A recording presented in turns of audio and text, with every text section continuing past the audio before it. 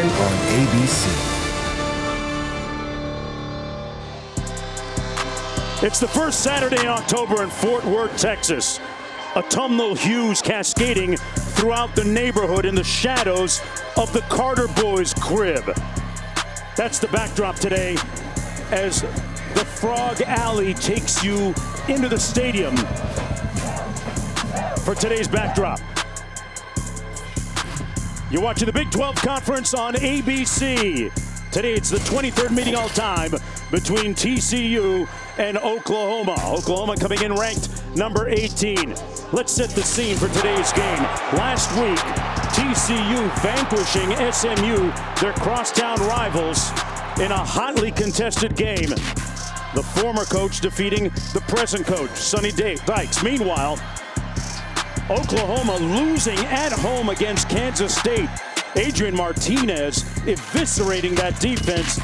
And boy, Dillon Gabriel left shaking his head in wake of that defeat. Hello, everybody. I'm Mark Jones. That's the backdrop. That's Robert Griffin III. Quinn Kesnick down in the field. He'll be joining us in just a few moments. Let's start with Dillon Gabriel. If they're going to get the bounce back that they desire so much here today, he's going to have to be on point, Robert. Oh, 100%. And Gabriel comes by way of the transfer portal from UCF. Everybody knows this guy, and he throws the ball so nice, has such a great release. You would think he was a saint. What he's done an amazing job of is he got 11 touchdown passes, no interceptions. He knows how to let that dog hunt, and he's going to have to do that today for them to be successful. Boy, Max Duggan started the season as QB. He's number 1 in big print. Yes, he is. Max Duggan, 3-year starter. But he didn't blink when he wasn't named the starter this year. He just kept going. When Chandler Morris got injured, he stepped in. He's maximized his opportunities. He leads the Big 12 in passing efficiency, and the team is rallying around him. And Coach Sonny Dykes said that if they're going to be successful today, his quarterback is going to have to be on his game. He was one of the first ones he had a conversation with pregame. Fun today, brother. Yes, hey, isn't this great? Yes, sir. Isn't this fun? Proud of you, man. Have a good time today, okay? Do what? Those are some good-looking uniforms. Brady, have fun, brother. Get after him today. Hey, let's dominate up front, okay? Yes, sir. Let's get after him, okay? Have fun today. Now listen to me. Don't try to do too much, okay? Just do your job and stay cool. All right, me and you, we're going to stay cool together, okay? All right, let's have some fun, all right? Mari, great ball security today, okay? Do a great job taking care of that ball. Have fun playing, man. You've earned this opportunity to go do this now, okay? Have fun today, all right? Have fun, stay cool, and maybe it adds up to ending that losing streak. We'll be back after this message and a word from our ABC stations. Welcome back, everyone, to college football presented by Arby's. Yes, they have the meat. You just want to make sure that you're not the one getting cooked today in this battle between Oklahoma and TCU. Oklahoma winning the toss, electing to receive. And we've got a couple of big-time receivers in this football game this afternoon.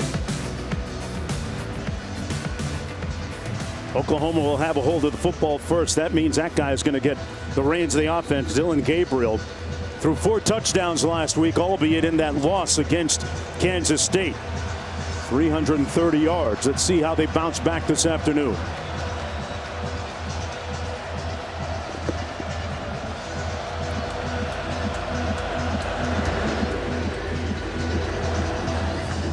And we are underway. Billy Bowman Jr.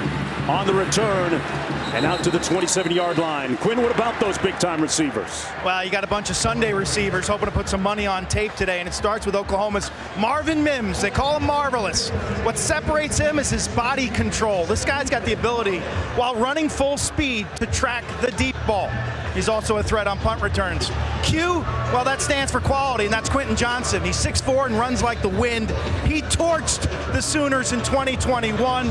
Sonny Dykes telling us, think players, not plays. They hope to feed him. He's got the body type of the quintessential NFL outside receiver. Yeah, really looks the part. We'll wait to see him on offense. Right now, it's Oklahoma. First down and 10 from their own 27-yard line. Sooners with one of the more prolific offenses in the country. They're going to run it. And a nice hole on the left side. First down by Eric Gray. Brought down by Johnny Hodges. A 12-yard gain on the play.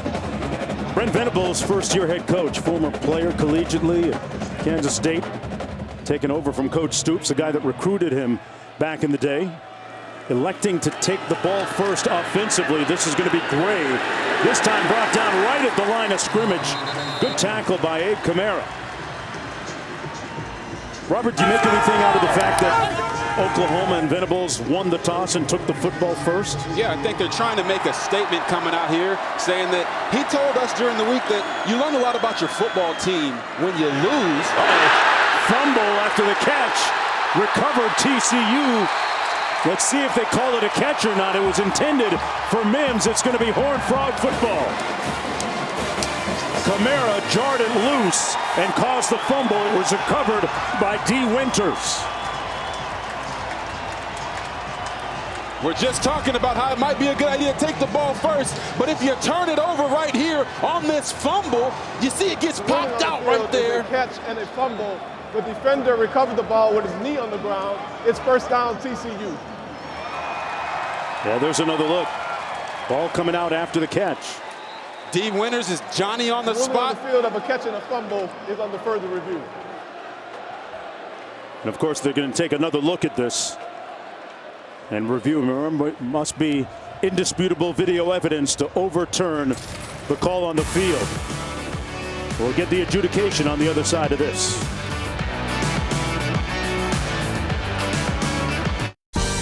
Field stands, and here's another look. Yeah, you're going to see him catch the ball, make a football move. The ball gets popped out, and then D. Winters is Johnny on the spot to get the recovery. And you talk about a team that took the ball first off of the coin toss because they haven't had that. They've only had one turnover up until that point all year. Duggan, little receiver screen complete to Williams. Savion Williams with his 8th reception of the season. Conventional wisdom would tell you as a coach to kick the ball if you win the toss. And right there you see Oklahoma is now behind the sticks because they turned it over on that first possession. Good starting field position on the opening drive for TCU. This is going to be Kendre Miller. Broke one tackle, another one, and got stopped short of the first down at about the 39-yard line. It'll be 3rd down and about a long 4 to go. Max Duggan, the starting quarterback, did not begin the season as QB1, but after an injury to the starter, he started the last 2, completes this pass for the first down to the outside.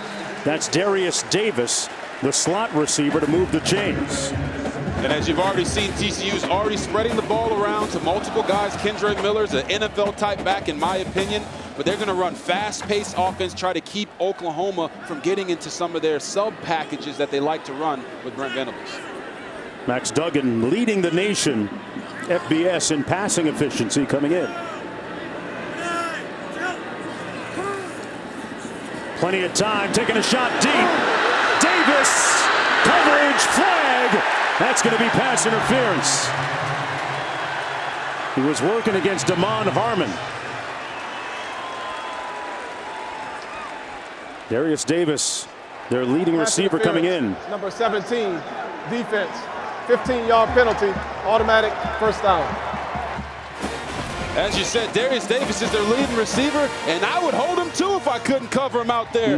That is the definition of pass interference. Not only does he not get his eyes back, but he tackles him before the ball even gets there. He was riding double D all the way into the end zone on that one. That was an easy call for the officials.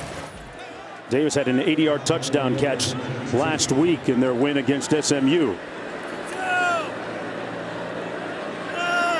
1st and 10 from the 19. Duggan puts it up. Jump ball. Caught. Touchdown, Williams.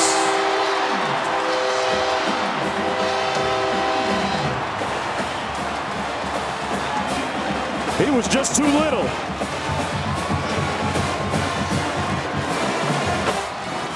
Jaden Davis last year for Oklahoma had a nightmare of a game going up against Quentin Johnston. And right there, Savion Williams said, oh, I get mine too. Right here, he tracks the ball, makes the play. Great throw there by Max Duggan.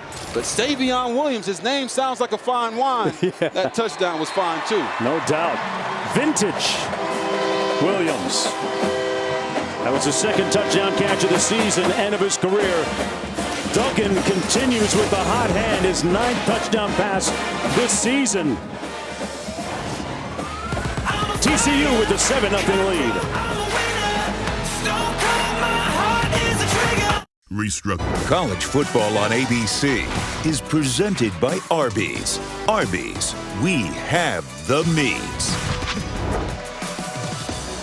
An incandescent Saturday afternoon here, the first Saturday in October. Hey, aerial coverage provided by Goodyear, celebrating the challenge of road games everywhere. Are you ready for the road? Goodyear, more driven. Hey, man, I'm trying to get my family to go up on that blimp there with Goodyear. That'd be a sweet attraction there. My family too, can I come? Come on, man. There's more than enough room. Hey, from any angle, that touchdown pass and catch looked immaculate for TCU, who lead 7-0. Just underway here in Fort Worth. Conference opener for the Horned Frogs against Oklahoma, trying to bounce back. This is Bowman Jr. cutting to his left and chopped down. There's a flag down at the 24-yard line. Bowman down at the 25, and he's slow to get up as well. Bowman limping a little bit on that right leg. Tuta Salam, our referee, wearing the white cap today.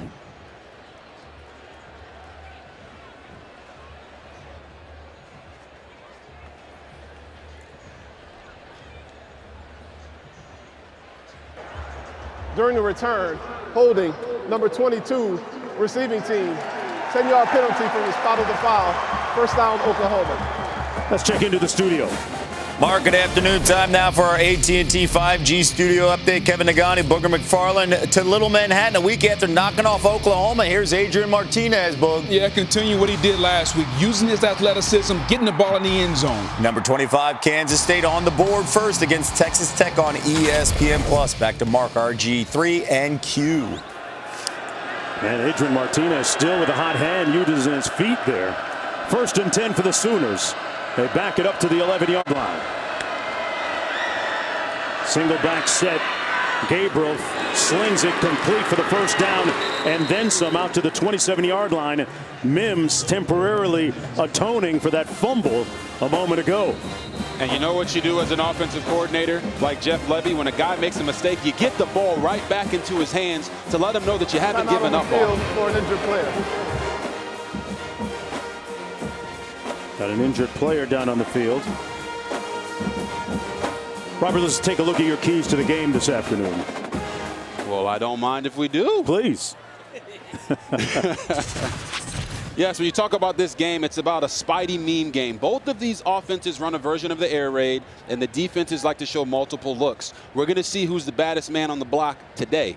Eat up the grass. Both of these offenses like to operate in space, so they teach defenders not to shut their feet down, but to close that space, eat up the grass, and make tackles. That's going to be at a premium today. And then Mad Max. You saw Adrian Martinez and what he did last week against Oklahoma's defense. Right.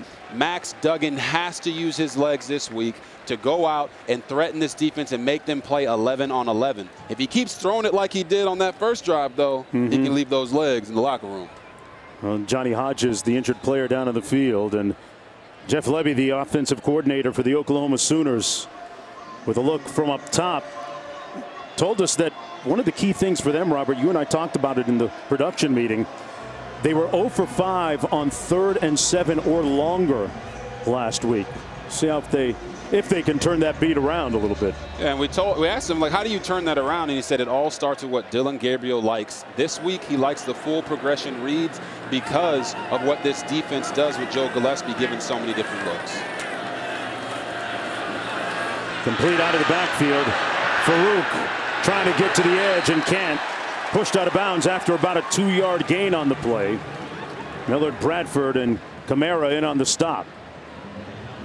And you see this TCU defense flying around to the ball, and everything they're going to do is to keep everything in front of them. So they're going to play these safeties deep back off the line of scrimmage and then try to rally tackle everything and force Oklahoma to put together 10, 12-play drives. Sooners go empty. They hand it off on the jet sweep. And nowhere to go that time. Gain of about 2 on the play. That was Freeman, Gavin Freeman, number 82. So it sets up a 3rd down now for Oklahoma. About 6 to go. Gabriel with time. Incomplete at the 42 for Gibson. Had it bounce off of his hands. He seemed to have it the first time, then juggled it and it was knocked loose. So they'll have to punt. You know, in football, every inch matters, and right there, they were so close to getting that completion.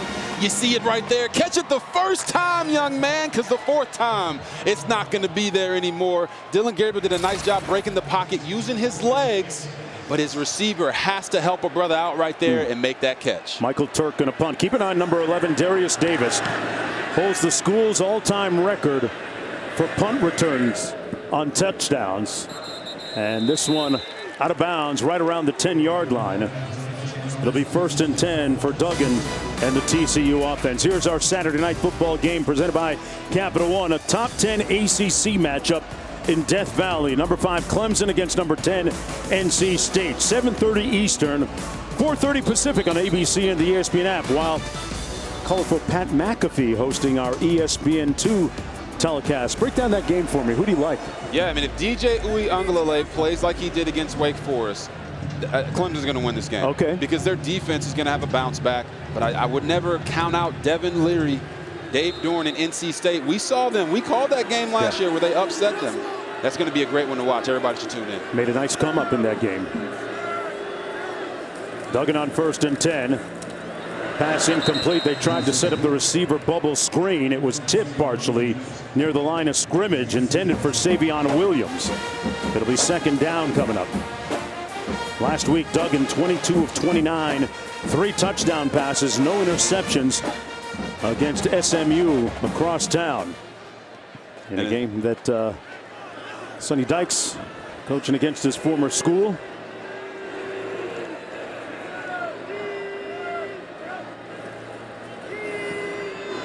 Duggan over the middle, incomplete.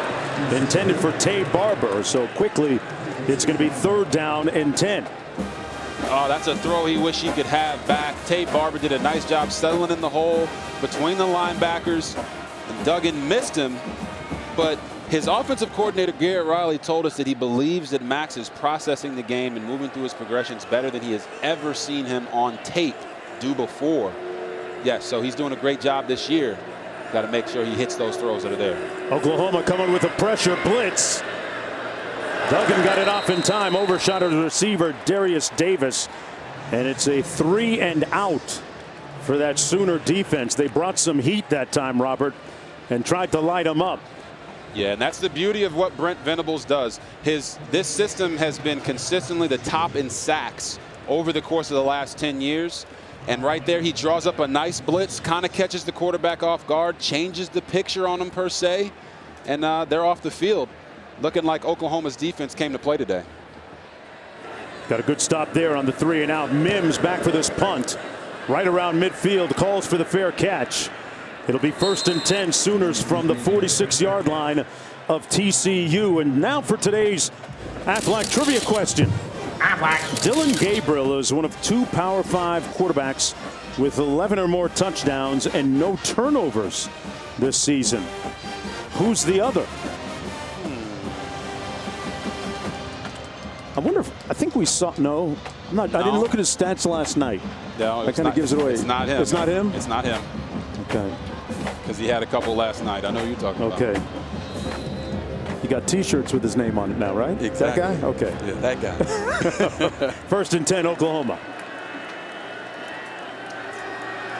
Gabriel got a man downfield, comes underneath, complete at the 27-yard line. That's Marvin Mims.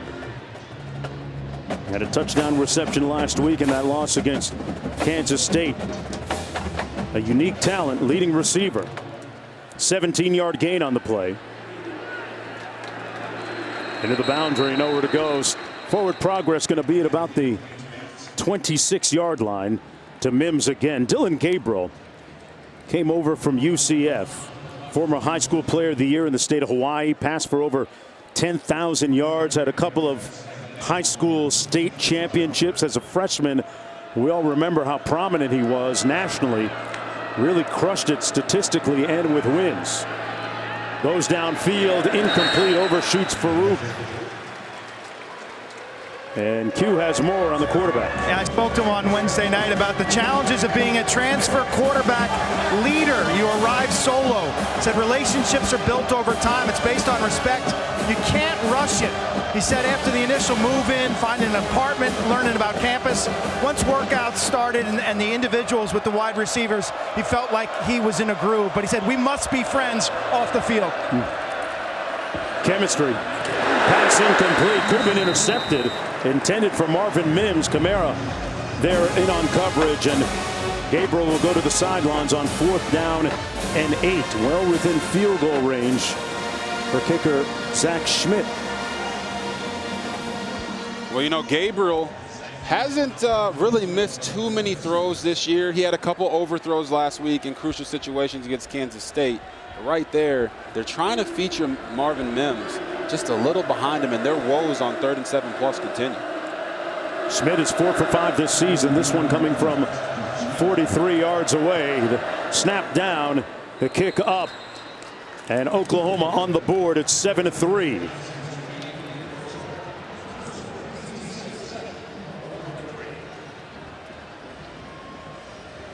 So with 9:49 to go in the first quarter, it's 7-3. Hey, what about the fact that TCU, what if I told you they were the only undefeated FBS team in the state of Texas? That would get your horns pointed up, right? Back after this. So? 7-3 after that Sooners field goal a moment ago. TCU trying to snap an 8-game losing streak against OU. And this one will come out 1st and 10 for the Horned Frogs. Let's go back to the studio. Mark, reminding our audience, we've got you covered here as we start the college football weekend. Ole Miss hosting Kentucky. They're on the board first. That game, a top 15 showdown on ESPN. Looks like we just got a field goal, and it is good. And meanwhile, Purdue up 7-0 on number 21 Minnesota. That game on ESPN2. Temple Memphis on ESPNU. Kurt Warner's son EJ leading the Owls. They were just stopped in the red zone. And number 25 Kansas State up 10-0 over Texas Tech over on ESPN Plus. Back to you, Mark. All right, thanks a lot, guys. Duggan in at quarterback still. 1st and 10. Little pitch to Davis, but well read by the defense. Good stop by Trey Morrison. Yeah, Trey Loss Morrison. Of 2 on the play, Robert. Yeah, Trey Morrison was all over that one. But that was some pretty nifty ballsmanship right there by Max Duggan. And when we talked to him this week, one thing that he pointed out to us is why this team is so different this year is their strength coach, Kaz Kazadi, and we'll have more on him in a little bit.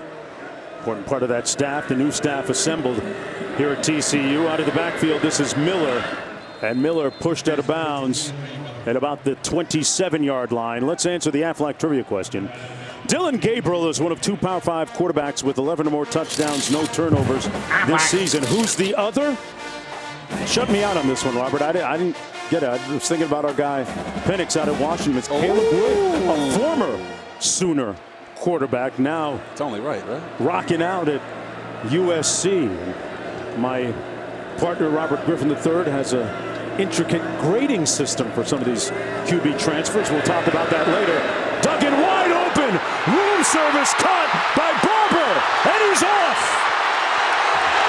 Touchdown TCU.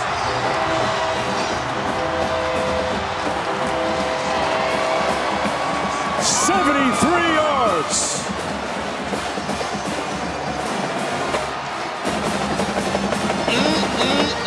What a play right there by Tay Barber and Max Duggan. I can't wait to show you how this guy came wide open down the field. This is a beautiful job by Duggan of finding him. I mean, you talk about room service, Robert. There was nobody in the same area code as Tay Barber defensively for Oklahoma. Looking forward to that breakdown, too. Somebody hit the snooze button. Yes, they did. The flag down on the play. That's a career-long catch for Barber. And touchdown, the first of the season for him. The result of the play is a touchdown. After the touchdown, unsportsmanlike conduct, number 11 and 4 of TCU. That is both players' first unsportsmanlike conduct foul of the game. There'll be one 15-yard penalty enforced on the kickoff. A dismayed and disappointed Coach Dykes. But if I'm a coach, I take the enthusiasm with the touchdowns. It's okay. Listen, man. Football is supposed to be fun. That's right. You don't want the penalty, but it is supposed to be fun. And a missed extra point. Blew that. Special teams. Man, we had a game last week. Blown easy field goals and extra points, and the trend continues. Let's take a look at maybe what that flag was about, though. Here's Barber. Celebrate, a couple high fives. Hey, man, great job. Yeah, I don't really see anything there, guys. No.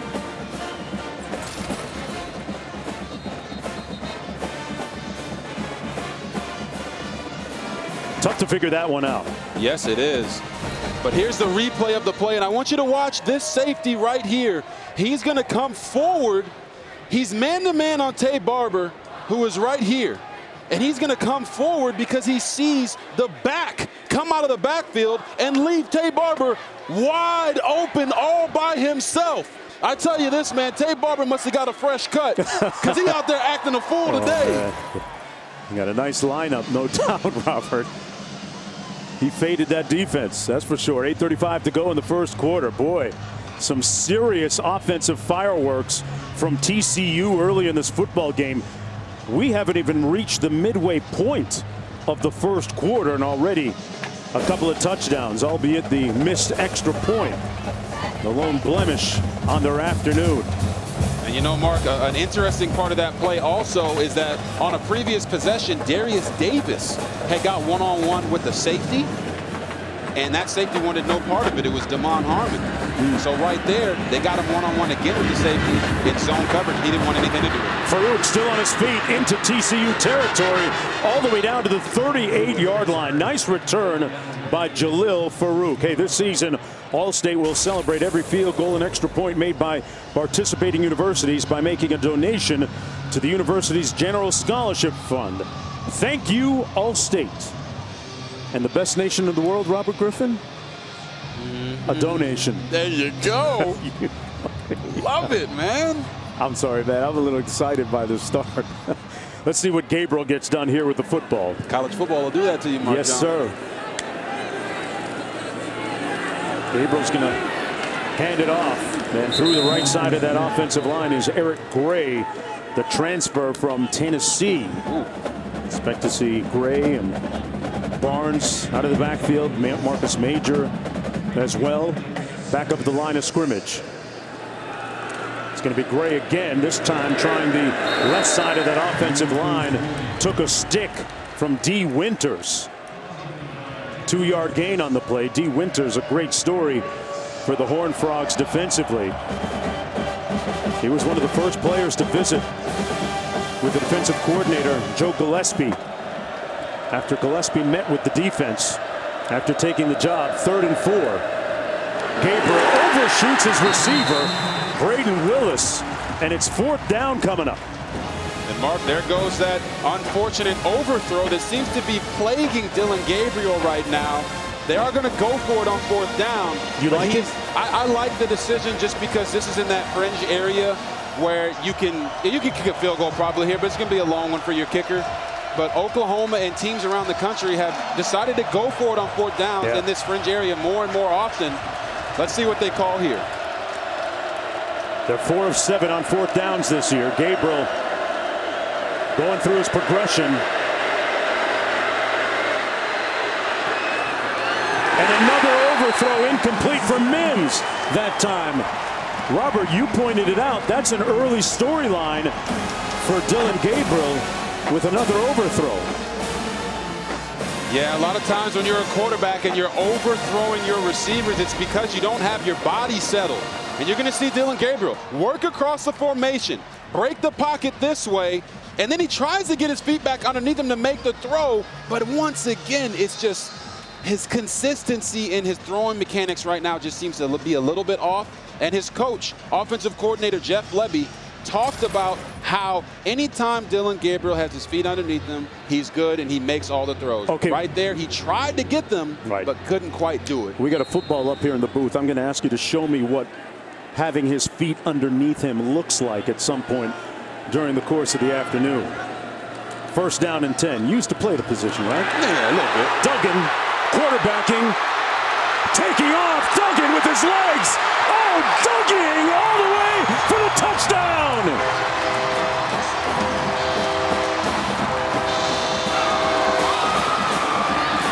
67-yard sprint across the grass.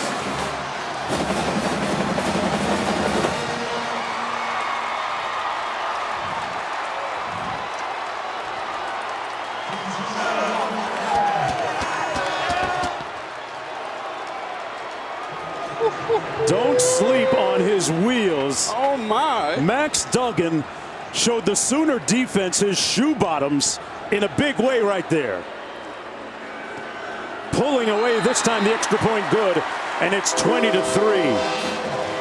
Opposing quarterbacks have 5 rushing touchdowns against Oklahoma this year, and that might have been the best one of them all.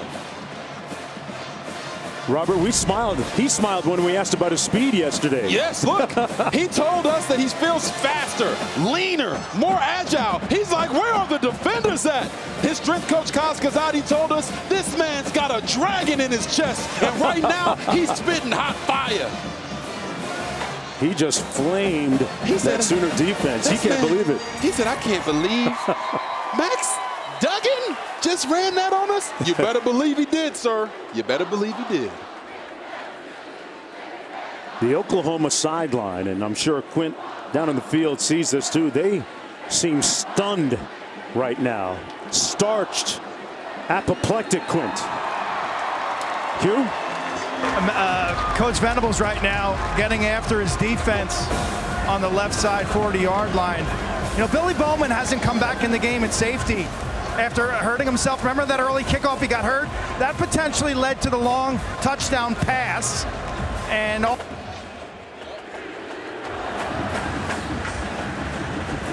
the return, Oklahoma, it's Farouk. Still on his feet. And Farouk pushed out of bounds shy of the 35-yard line, 1st and 10 from there. Boy, we have had some real pyrotechnics, some fireworks here early. Gabriel completed it to Mims, and then the fumble allowed the first score right there on the great catch in the end zone from Williams. And then wide open, Barber races into the end zone, and then Duggan taking out his do-it-yourself kit and doing just that for the next touchdown. Their 3rd one of the afternoon already here in the first quarter. Barnes on the run for Oklahoma, and he's brought down at about the 37-yard line. A look at the Sooners discombobulated, disconcerted on the sidelines right now. That defense on its heels. On the slant, incomplete, and a flag. That's going to be pass interference. Hodges Tomlinson had an arm draped around Mims.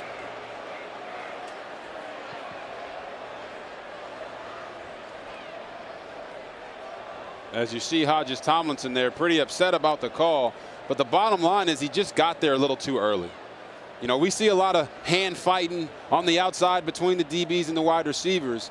But if any time you get to them early and make them turn, they're going to throw a flag. 2 fouls on the play. Ineligible player downfield on the pass, number 73, offense. Pass interference, number 1, defense. Those fouls offset. Replay, 2nd down. All right, we'll do it again. Hodges Tomlinson, 2-time all-conference player for TCU on the corner. Excellent corner. Yeah, he is an excellent corner. You know, guys, something that we got to point out there. One, there's a fan down here in front of us that just said Max Duggan looked like me running down the sideline. And I wanted to tell him, no, he didn't look like me. He looks like Max Duggan. Hey. That guy's a baller. Great point. Boy, big time hitting on Barnes. Javante Barnes with a hard-earned 2 yards on that play. Tackled by D. Winters. Talked about Winters. Defensive coordinator Joe Gillespie asked him, who's the alpha on this team when he first took over? Winter said, you're talking to him right now. That pass complete for the first down. Good catch by Drake Stoops.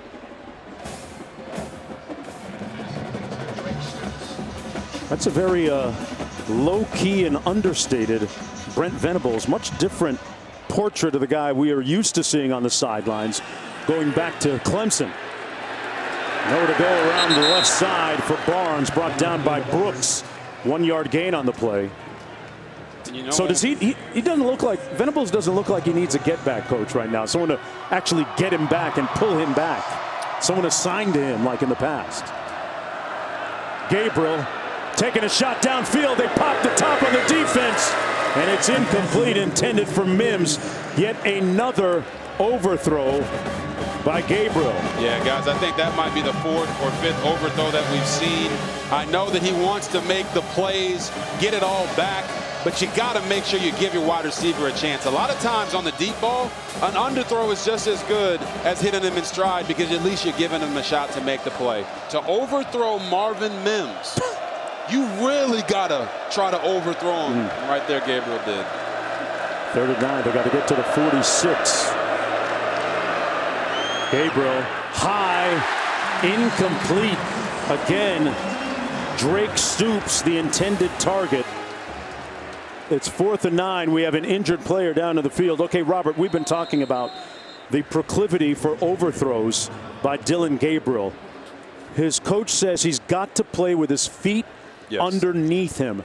Show me and tell me exactly what that means. Feet underneath him. Right. When you pause this screen right before the ball comes out of his hands, you're going to see that his feet are so far outside of his frame, outside of his shoulders, and that's not what they want. I have extensive relationship with Jeff Lebby, having been coached by him in college. You're going to see it right here. Look at that big space. We can roll it back just a little bit. And you'll see he's got all that space between his legs. When they coached me when I was in college at Baylor University, they told me this isn't where you want to be, right? You don't want to be way out here. Right. You want to be standing tall with a slight bend in your legs, because then when you make those throws, you're from a consistent plane. Okay. It's like golf, right? Okay. If you keep your shoulders down in golf, you're going to be able to swing right through where you go back. But by him having his feet so far out, it's going to make his hips have to activate and go too far. Watch, he's there underneath himself, but watch when he steps to make this throw. He's so far outside of his base, it's gonna make the ball sail on him. Okay. All right, now when you got 6'4", 6'5" defensive linemen and 6'6" offensive linemen in front of you, it's very important to have a consistent base with where you're throwing from so that you and your receivers can know that the ball is gonna be on the money. Well, he has missed his targets high a lot. He's missed 6 of his last 7 passes overall in the game, with 5:36 to go in a prolonged, 6:13 to go in a prolonged first quarter. He's 6 of 13. And the Sooners going to punt again. This is Michael Turk. Darius Davis perched on his own 10-yard line.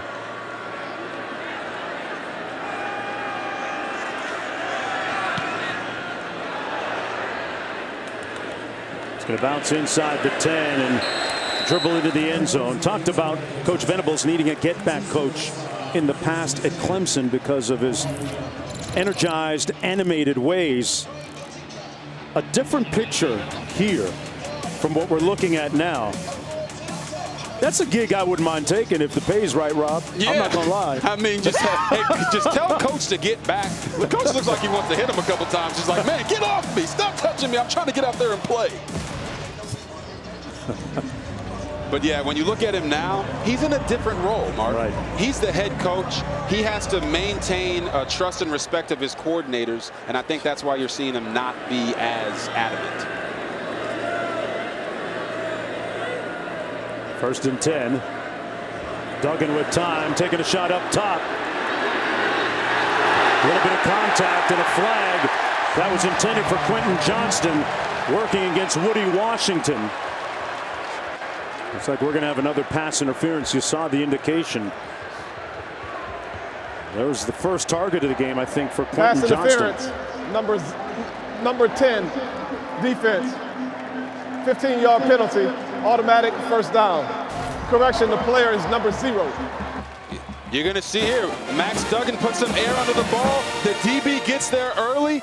I'm telling you, man, they got to teach these DBs to not just play the hands of the wideout, but to get their eyes back. Because when the ball is in the air for that long, it's going to be impossible for them to judge when the ball's coming down. 1st and 10 as a result. Pass complete to Johnston. He's going to be met right away. And Q, we were talking about Venables, and he's got the thermostat of the room now, right? It's a little hot down here, I would say. He's going to need a get-back coach if his defense continues to get bludgeoned the way they are right now. Whether it's missing a fit on the dug and run, whether it's getting beat deep, whether it's PI calls. I get the feeling that this defense has got a lot of volume, a lot of stuff on their plate, and they're thinking too much and not doing their jobs and missing. And his pregame news conferences this week, he talked about his players being hesitant defensively and not getting their fits right in tackling. That time they do. Sean White, first one to get there on Corey Wren. No gain on the play. Nose of the ball resting at about the 39-yard line for TCU in this first quarter that they have owned. Yeah, Duggan looking at 3rd and 6. Yeah, TCU has owned this quarter. And when you talk to Brent Venables this week, he said this game was important because you got to right the ship. And right now, Sonny Dykes and TCU, they got their own ship rolling. Duggan almost got sacked, got rid of it in time. No flag. He was outside that tackle box, went beyond the line of scrimmage. The pass. There is no foul for intentional grounding. The quarterback was outside of the pocket, and the pass went beyond the line of scrimmage. 4th down. White with the pressure. That's the animated Brent Venables that we're used to seeing. It was great talking to him earlier this week. He said that this feels like home in reference to coming back to Oklahoma. Second stint there. Fair catch called at the 25. It'll bounce. It'll be 1st and 10 for Dylan Gabriel in that Sooner offense. Again, the Mets and the Braves continue their battle for the NL East title on Sunday Night Baseball. 7 Eastern, 4 Pacific on ESPN, ESPN Deportes, and ESPN Radio. Our coverage begins at 6 Eastern with Baseball Tonight. Sunday Night Countdown.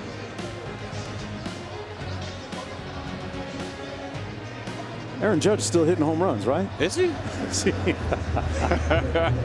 Hey, Barry Bonds is still my home run champ. I'm just going to leave it right there and keep it moving. 3:47 to go.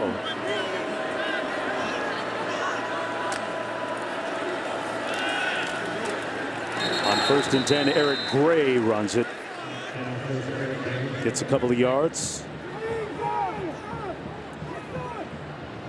Dylan Gabriel's father played quarterback at Hawaii. He taught his son footwork and throwing mechanics. Oh, that's all bad right now. That was bad mechanics offensively. There's going to be motion up front. False start. Number 72, offense. 5-yard penalty. 2nd down. I remember during COVID that Gabriel's father converted the family garage into a very elaborate, comprehensive gym, and got in some good workouts with his son during that time. Got to make do with what you have, right? Yes. Trying to be resourceful right now and enterprising. Gabriel on the move. Pushed out of bounds at about the 22 by D. Winters, a.k.a. I'm the alpha dog, coach. You don't have to ask anybody else. There he is, number 13, the leading voice defensively for TCU. Anytime you see a linebacker with a neck roll, you know he means business. D. Winters trying to let these guys know winter is coming.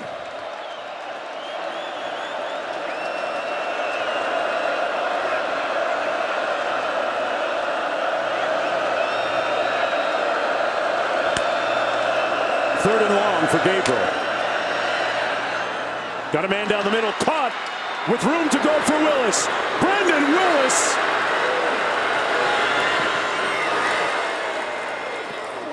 Touchdown, Oklahoma. Braden Willis with just enough gas to get into the end zone. Millard Bradford tried to run him down, had the angle, but not enough. And Willis cribs it 79 yards. And you know why Dillon Gabriel hit him in stride right there? Aside from the fact that he was wide open. Right. His feet were underneath him. We talked about those mechanics. He went on the sideline, probably had a conversation with Jeff Lebby upstairs, his offensive coordinator, and he told him, hey, man, take a deep breath. You know how to do this. And right there, he shows you why people loved him at UCF and why they should love him right now at Oklahoma. Well, maybe that'll imbue Ruling him on with the a little field bit of of a confidence. touchdown is under further review. They're going to take a look at this touchdown, see if it stands. Braden Willis, if it does, it'll be his 5th touchdown reception of the season, the 11th of his career. They're going to see if maybe he stepped out of bounds. Keep an eye out here, Robert. You're going to see it right when he gets hit. His foot is going to go out of bounds, and it's just a matter of where's the ball when it happens. You see the hit? There's his foot out of bounds. To me, it looks like it's just short of the goal line. Can't really tell from that angle because of the depth perception. Would need one that looks right down the goal line, but remember, there's got to be indisputable video evidence to overturn the call on the field. Here's another look. Have a little bit more of an angle here.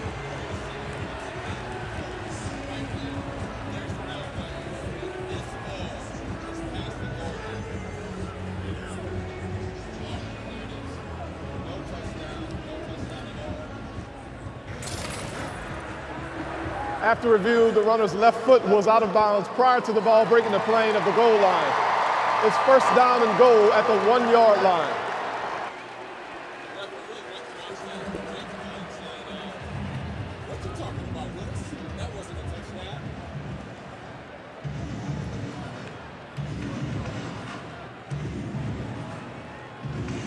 So they're going to be 1st and 10.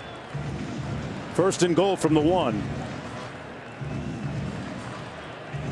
Had a little technical issue. And we're back. 1st and goal. Gabriel under center this time. Going to hand it off. And that'll do it. Gray.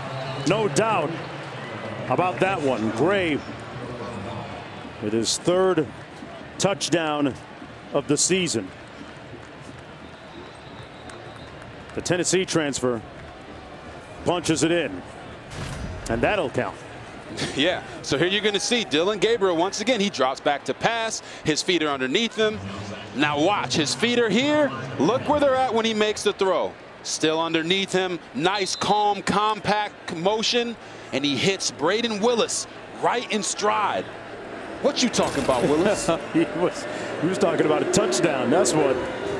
Tell you what, there's a reason why the coaches were really glad that Willis decided to stay and play for the Sooners, guys. Let's go back to the studio. Mark, time now for our Mayhem Moment, brought to you by Allstate. You know, Ole Miss, their running attack, the storyline this season. Quinshon Judkins here, Boog. Yeah, notice the down, Kev. 3rd and 3. They catch Kentucky by surprise. That is a running down for Ole Miss. 48 yards to the house, and they're up 14-0. So Kentucky's special teams, another storyline. They need a big return. You get it from Barry and Brown. Yeah, they want life support at this point, but just like any good team, special teams stepping up. 85 yards, setting up a touchdown, but they missed the extra point right now. 14-6 on ESPN. Mark. All right, back here we got a 10-point football game. 2:15 to go in the first quarter. 30 points already. Where are the defenses, Robert? Hey, Mark, I don't know where the defenses are, but this is my type of game right here. These offenses are humming right now. In a big way, look at the numbers. It bears out that fact. 4 plays, 76 yards for the touchdown during that last drive. Willis with the touchdown run, 79 yards, and now it'll be Max Duggan's turn. And that's why whenever you play a team that runs a version of the air raid, really no lead is safe. This is going to be a great game. These teams are humming, ready to roll. Horned Frogs will have it 1st and 10 from the 25-yard line. Max Duggan, a young man whose football career, if you remember, was in peril a couple of years ago when he tested positive for COVID. Subsequent follow-up exams showed a heart ailment that had to be rectified via surgery, and it was subsequently cleared up, and he was able to play football again after that, obviously. But when you look at number 15 right there on your screen, that's a young man that takes nothing for granted. He loves football, but he realized perspective through that whole time.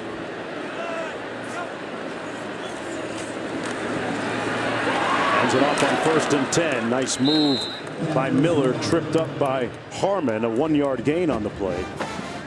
Andre Miller opened the game last week with a 35-yard run to really set the tone for that Horned Frog offense against SMU.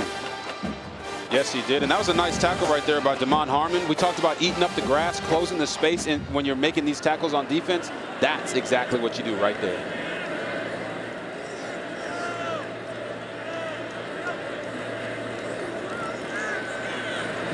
Duggan with all day. Incomplete. Not sure whether that was for Hudson or Barber. It landed in between the two of them, and we got a flag on the far side of the field. Sideline warning against the Oklahoma bench. There is no penalty yardage associated. This is just a warning. That's one of those points of emphasis this year, right? Yeah, you know, got to protect the refs, keep those guys from getting on the field. The whole sideline needs a get back coach. Yeah, not just Brent Venables there. 1:34 to go in the first quarter. You know, on that previous play, Max Duggan actually missed one of his receivers wide open down the field, had one-on-one against the safety and blew by him by 5 yards. See if they try to come back to that. Over the middle, complete at midfield. Tay Barber again moves the chains with a first down catch. 24-yard pickup. Duggan threw a dart that time. Yes, he did. From midfield, here's Barber again. Made a nice move, still on his feet and close to another first down. Let's see where they spot it. They'll give it to him and move the chains again. You know, offensive coordinator Garrett Riley told us that he felt the weakness of this Oklahoma defense was in the intermediate area in the seams. And on the previous throw, you saw him hit Tay Barber on the opposite seam. They are really trying to go after this Oklahoma defense in ways that they haven't been attacked all year.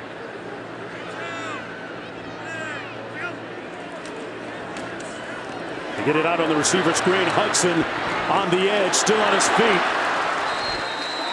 And close to another first down. Jordan Hudson, a poised freshman that the coaching staff really expects a lot from in the future. 1st and 10 again for the Horned Frogs from the Oklahoma 30. Quentin Johnson spit wide to the top of your screen. Wiley in motion now sets.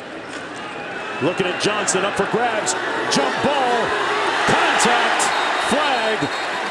And Woody Washington is going to get called for pass interference. Mark, Woody Washington is not looking real presidential out there right now. He's holding everybody. Pass interference, number 0, defense, 15-yard penalty, automatic, first down. Oh, man. Johnson was wearing him that time like a suit. And Johnson still almost caught the ball. Yeah. Hey, like they say, if you can't cover him, hold him. Tell you what, Quentin Johnston has so much gravity out there. He attracts so much attention. Opens up things for other receivers like Davis and Barber. That's been the story all year. 1st and 10. Duggan hands it off this time. Miller. Touchdown, Horned Frogs.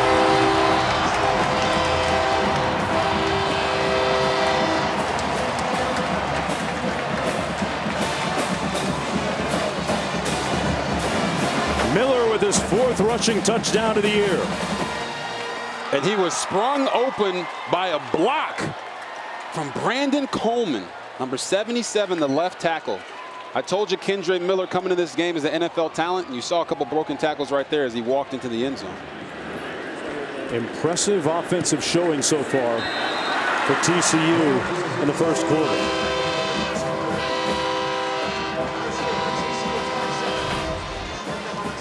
So you're going to see it right here, the block by Big 77. Oh, get some. And he's going to get his man Kendre Miller through there. We don't do ankle tackles here, baby. It's Miller time. Wow, 27 points in the first quarter. They have shredded, eviscerated, disemboweled that Venables defense so far. You know, Mark, we came into this game asking ourselves, how good is this TCU team? We don't know. We're going to find out how Oklahoma's going to respond after their loss last week. Right now, TCU's looking real. 100, man. I'm talking about 27 points, Robert, on 20 plays, 237 yards of total offense so far. Let me say that again, 237 yards of total offense so far against that defense, looking very disheartened right now.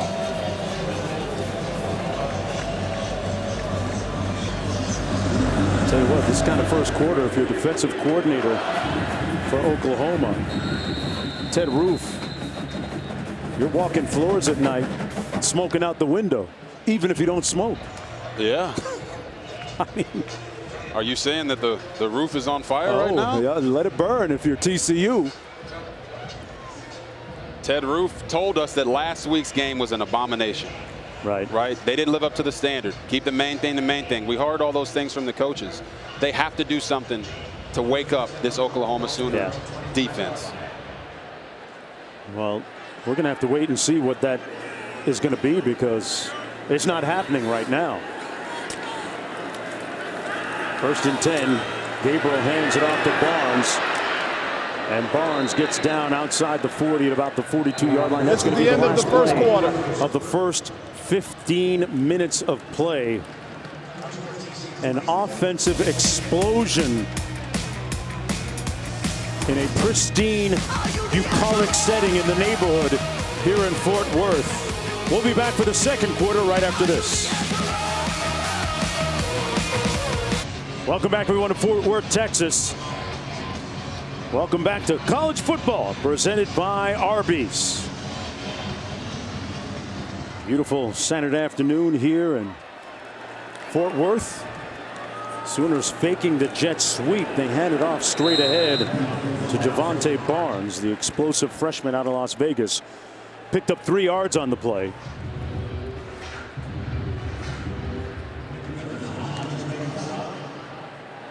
Gabriel with the RPO, taking a shot up top.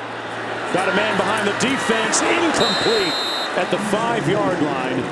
Intended for Marvin Mims, who has had a lot of targets, an abundance of targets today. You know, Mims, I don't think has had more than 5 catches other than the Kent State game. So right here, this is not on Dillon Gabriel. Marvin Mims, every receiver in the country knows that if the ball touches your hands, you're supposed to catch it. Right there, he needed to keep his feet, take that one extra step, and run through the ball. And he might be actually striking up the band back in Boomer Sooner right now if he had done that. Is that you, just a quarterback throwing a receiver under the bus? Nah, not at all, man. Listen, Oklahoma takes their first see what talk. happened was you gotta make sure the quarterback and the wide receiver are on the same page. All right, don't back up over him. I'm going to talk to Marvin after this game. We'll be back after this. Here at TCU, kids in the hammock, mom and dad reading a book, chilling a little bit. Parents' weekend usually means, for kids, I'm guessing, let's not be so buck wild. Mom and dad are here right now. No doubt. They probably their friends are like, hey, you coming out this weekend? No, mom and dad are here. Can't let them know what I do. They're not around. 3rd and 7.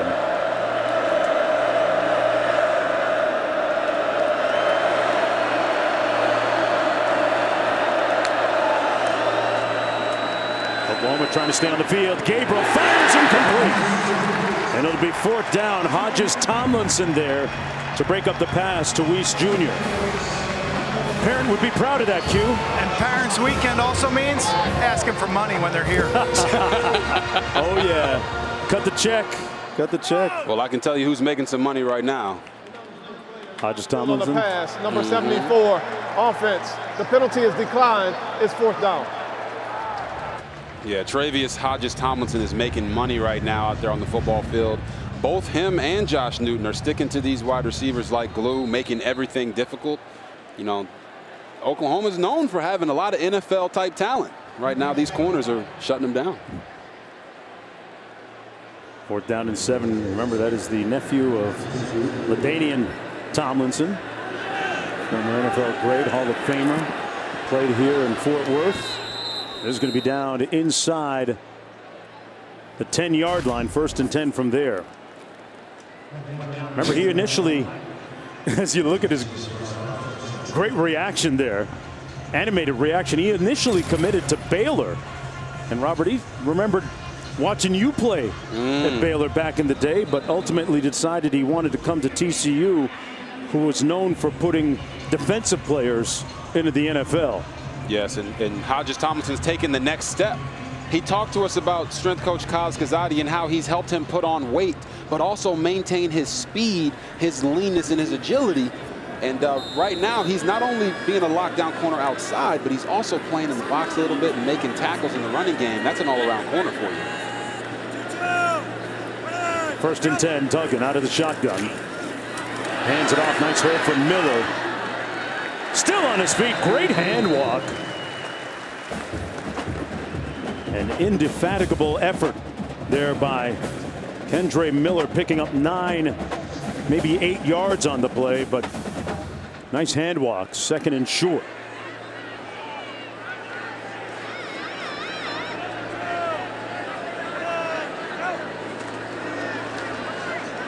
Miller again lacerates that front and picks up another 1st down.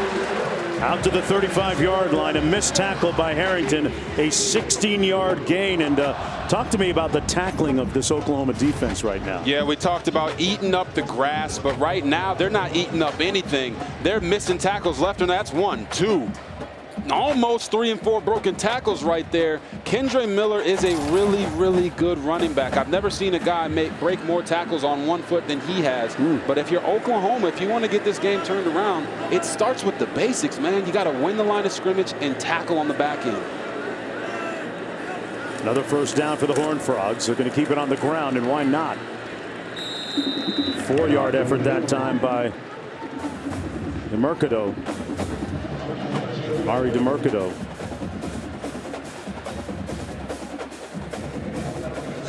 To me, that's DeMercado.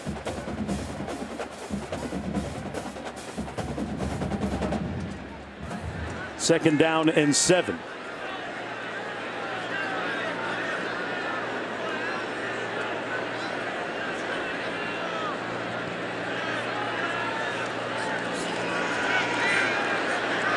Boy, Duggan has all day and finds his man in traffic.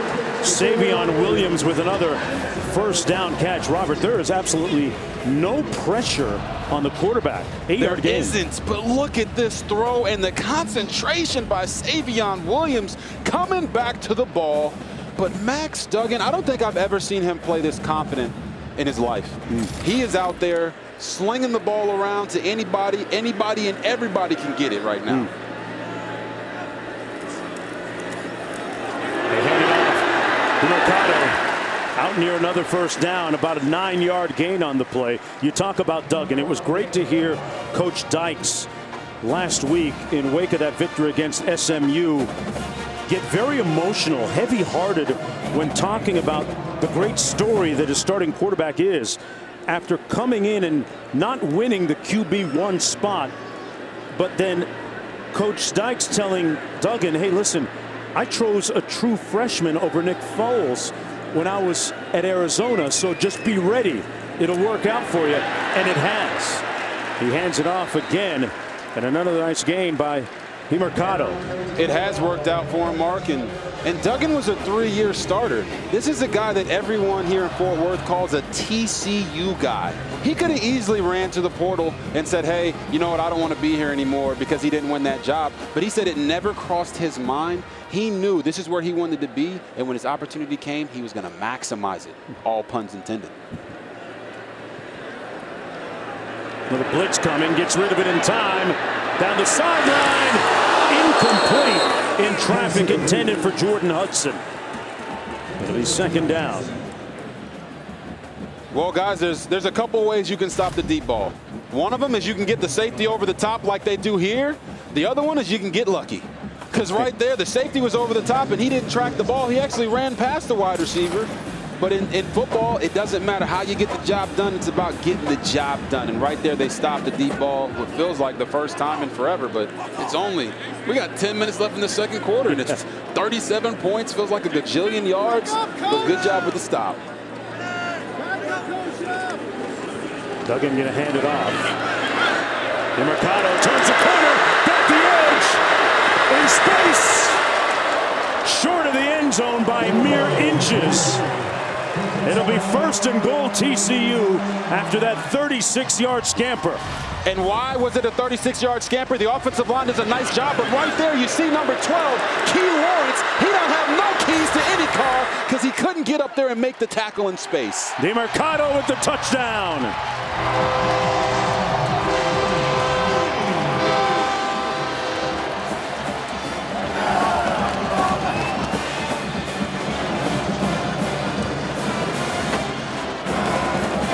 Last week, DeMercado had that 61-yard touchdown run against SMU. He's played a lot of football here at TCU and punched that one in for the score. A KG veteran giving the Horned Frogs a 34-10 lead with 10:30 to go. The meter's still running, partner. Yes, the meter is still running, and TCU's getting it any way they want to. 167 yards rushing, 159 yards passing. They are showing Oklahoma the boom. It's hard to feel alive when hope's dead and gone. I can see it in your... I'm the captain of the Taco Bell Live Más student section. Student sections across the country are competing to be the Live Más student section of the year all season long. Robert, I didn't get the email, man. Like, why aren't we wearing our overalls today? I didn't know, but I mean, look at the chest hair on this guy. Look like taco meat. I wouldn't want to wear the overalls, but when you're beating Oklahoma 34-10, I guess you can wear whatever you want. They are living moss. Yes. Hey, the good thing about that section, doesn't matter what you wear, your clothes will always be in style.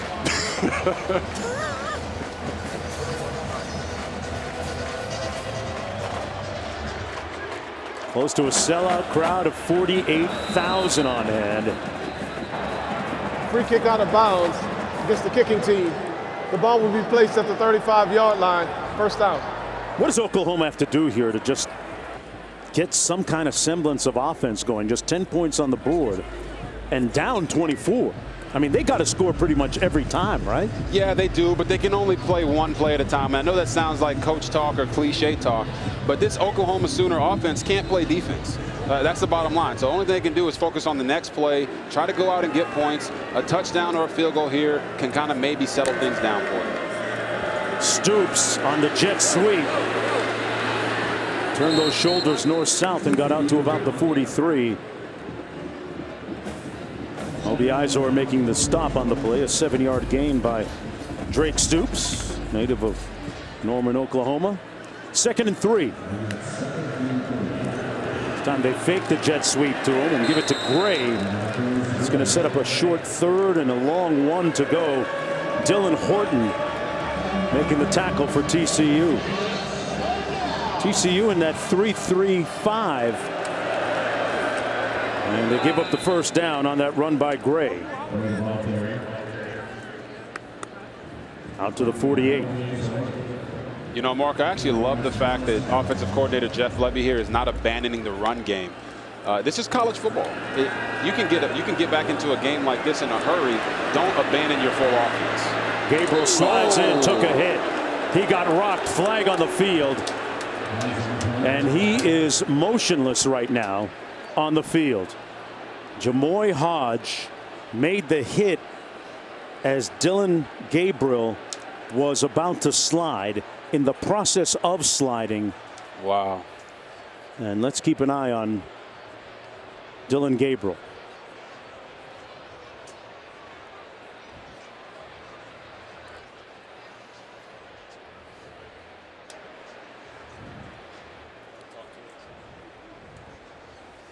Dillon Gabriel took a hit, and we're just going to sit back and observe here. Both teams being motioned to their respective sidelines. Here's another look at that hit.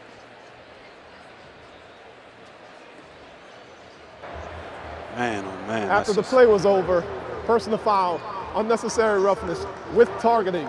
Number 6, defense. 15-yard penalty, automatic first down. The ruling on the field of targeting is under review. Okay, so you target and you talk about the crown of the helmet, which has been redefined this year as, in layman's term, just literally the top part of the helmet. And is the player defenseless or not? They're still tending to quarterback Dillon Gabriel of Oklahoma. We're going to take a short break and be right back. At Jersey, on the sidelines for TCU. And as you intimated a moment ago, Quint, perhaps a rallying point for Oklahoma, Robert. Yeah, and you're going to see Javonte Barnes. He is the definition of explosion. They get a nice run block for him, and he explodes down the field into the end zone. You want to talk about unification? Your quarterback goes down on a late hit when he's sliding. You come out, you go score a touchdown for him and get yourself right back in this game. That was Barnes' first rushing touchdown of the season, the first of his fledgling career. Timeout. We'll be back after this.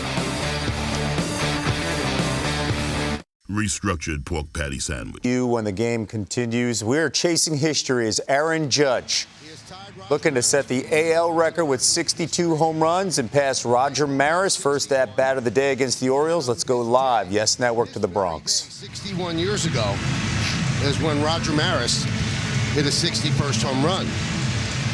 Well, Judge hit 62 exactly 61 years later. The Maris family is here to see it. The Judge family, of course, is here to see it as well. And the crowd here at the stadium can't wait.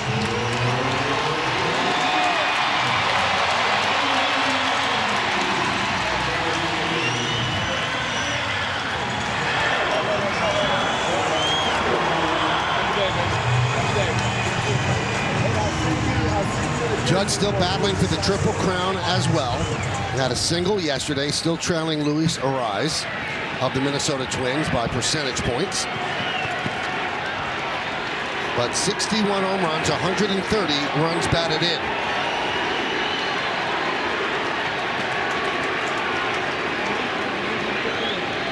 Austin Voth is the Oriole pitcher.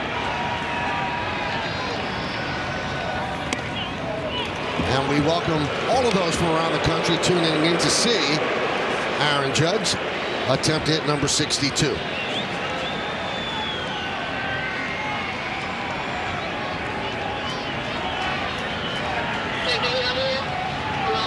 And the 1-0 outside, 2-0. 2 more walks for Judge last night.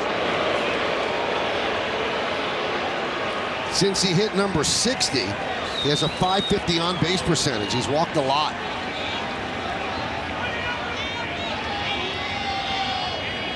The 2-0. And that hit Judge. So he'll take first, and the crowd is not pleased. Okay, he's not getting a lot of pitches since he hit home run number 60. Michael Kay, thank you so much. We'll keep you up to date on Aaron Judge all afternoon. Back to Mark. Okay, guys, 2nd and 5 back here. Duggan pulls the trigger and tackled right away at the 30-yard line. Nowhere to go for Darius Davis. Good tackle by Morrison. So it'll be 3rd down after the 2-yard gain. Ball at the 32. You're seeing TCU slow down a little bit with their offense, and I don't think they're playing anything conservative. I think they're just trying to make a concerted effort to get their best plays and their best players out there on the field right now. They got Quentin Johnson at the bottom of your screen and Savion Williams at the top. Both these guys have been going off all day. Blitz coming. Got rid of it in time to Davis. On the receiver screen, he's going to have a first down and then some. Interminable, endless effort by Davis and got a good block from Brandon Coleman to pick up 18. Yes, Max Duggan gets the ball out quick. Davis gets upfield a couple blocks, but then he shows the power. Says, oh my goodness, get off me, Washington. He ain't got no money. Boy, he earned that yardage. Darius Davis, 48 yards receiving today, moves the sticks. 1st and 10 from the 50. Miller into the boundary, showing great patience, and picked up about 6. Let's take one more look at the injury suffered by Dillon Gabriel on that hit right there by Jamoy Hodge. Yes. Hodge went to the sidelines after Gabriel got up and walked off. And Hodge disqualified from the game, but there's a look at Gabriel in the aftermath. And, you know, this is a game played by human beings. These are not machines out here. Miller with the run. The distraught reaction by the defender, Hodge, says a lot. Yeah, guys, I think Jamoy Hodge is sitting here realizing that a play like that he just made put Dillon Gabriel out of the game. And I'll go so far as to say it was a dirty play. But because of his reaction, I don't consider him to be a dirty player. I've been on the other side of a slide tackle where you get a concussion because the guy hits you late. And it's really tough for these defenders to pull off in some of those situations because they're wired to get after the ball so hard.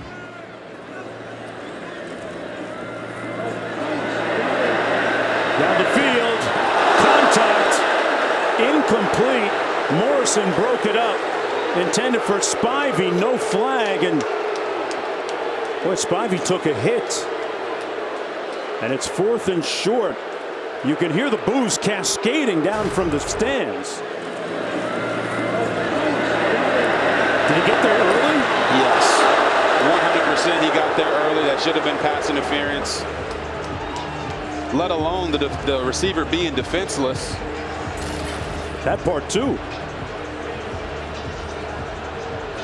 4th and 1, they're going to go for it. Duggan out of the shotgun, still on the field. Miller in the backfield behind him. Miller bobbing and weaving. Not sure that he got it. Let's see how they spot it. That is going to be incredibly close.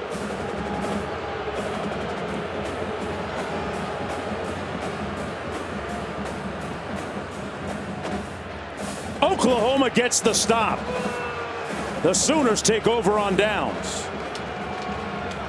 It appeared as if Miller had to do too much dancing behind the line of scrimmage.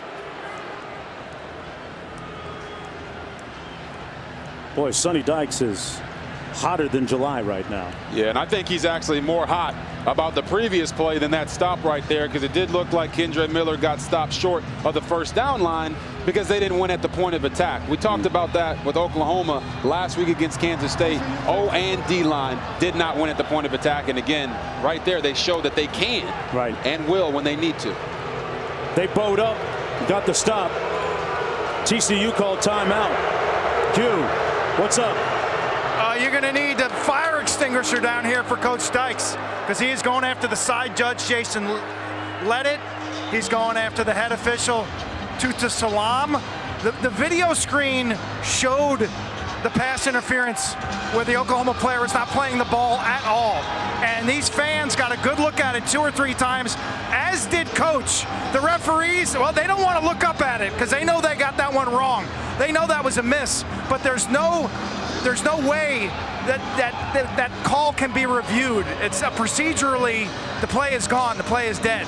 Unless, of course, they thought it was targeting. If Coach Dykes wanted to get after these officials and say, can you look at that for targeting, perhaps they could have looked at the video again. Yeah, defenseless. Launch. Is there a launch there? Yeah, there's a launch there. Hit him in the head and neck area. You'll see it here.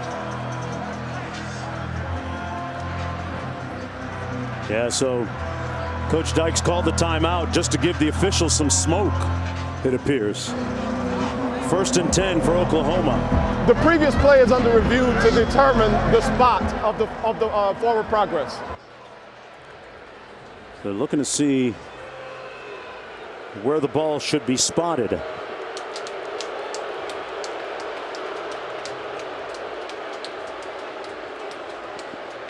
Oklahoma down 17 with possession. This has been a protracted first half.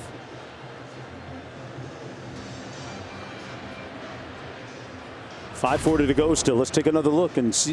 What do you make of the spot, Robert? You think they got a good one or not? Yeah, I didn't think they got a good spot, but you see the dancing in the backfield there by Kendre Miller. He pushes forward, and then it's just a matter of how do you decipher?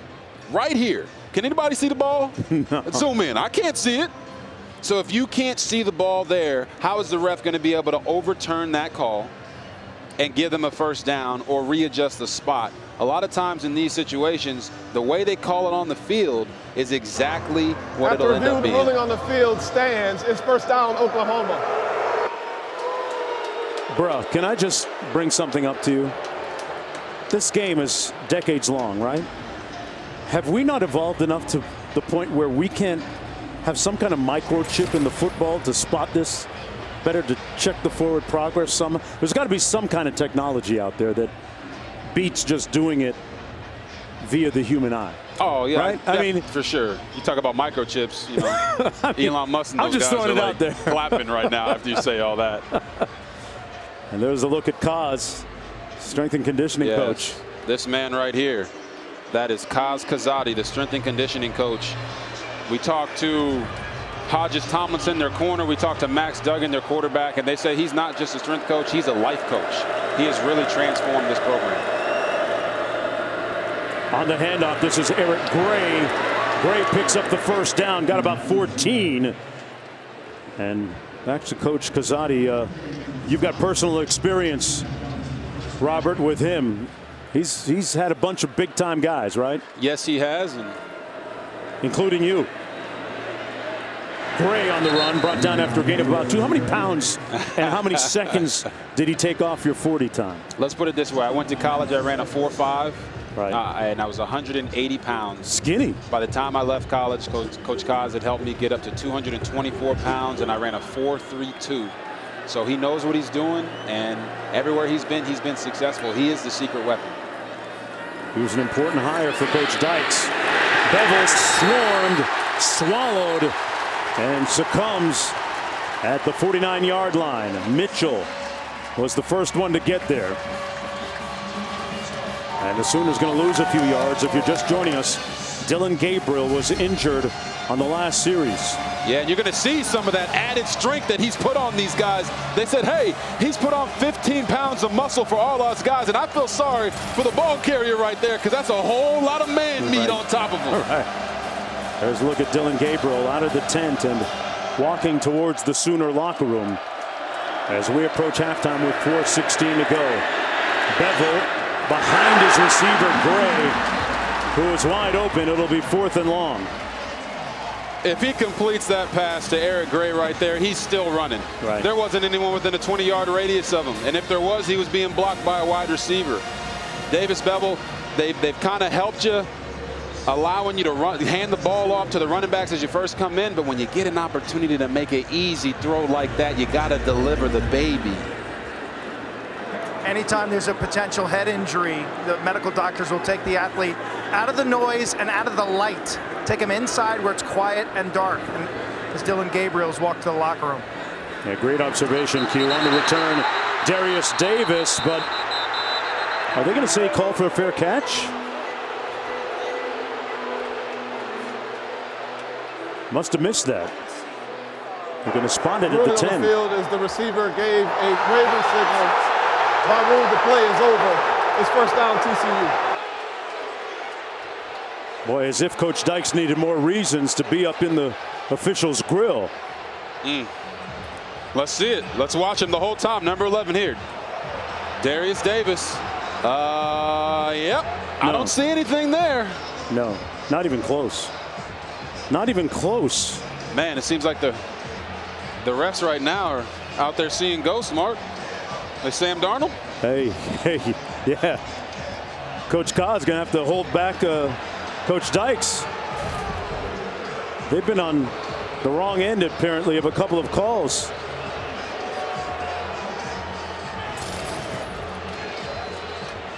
That's how you know your head coach is invested, man. You're up 34-17, and he's on the sideline screaming at the refs. What are you guys doing right now?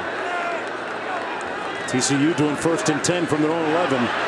Duggan got down safely at the 16-yard line, picked up 4 on the play.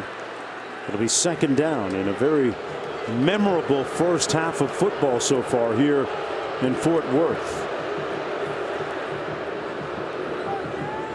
Max Duggan, whose dad was a high school football coach for 30 years, really shows like he's and plays like he's the son of a coach.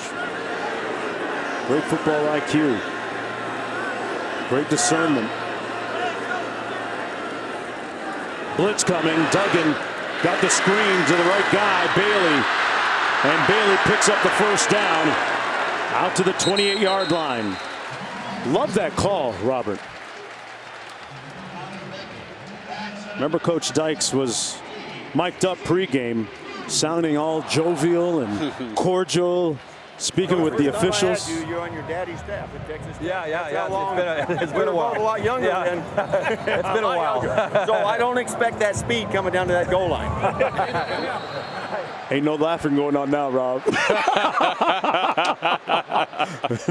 no smiling going on now. Coach Dykes like, hey man, hey, come here.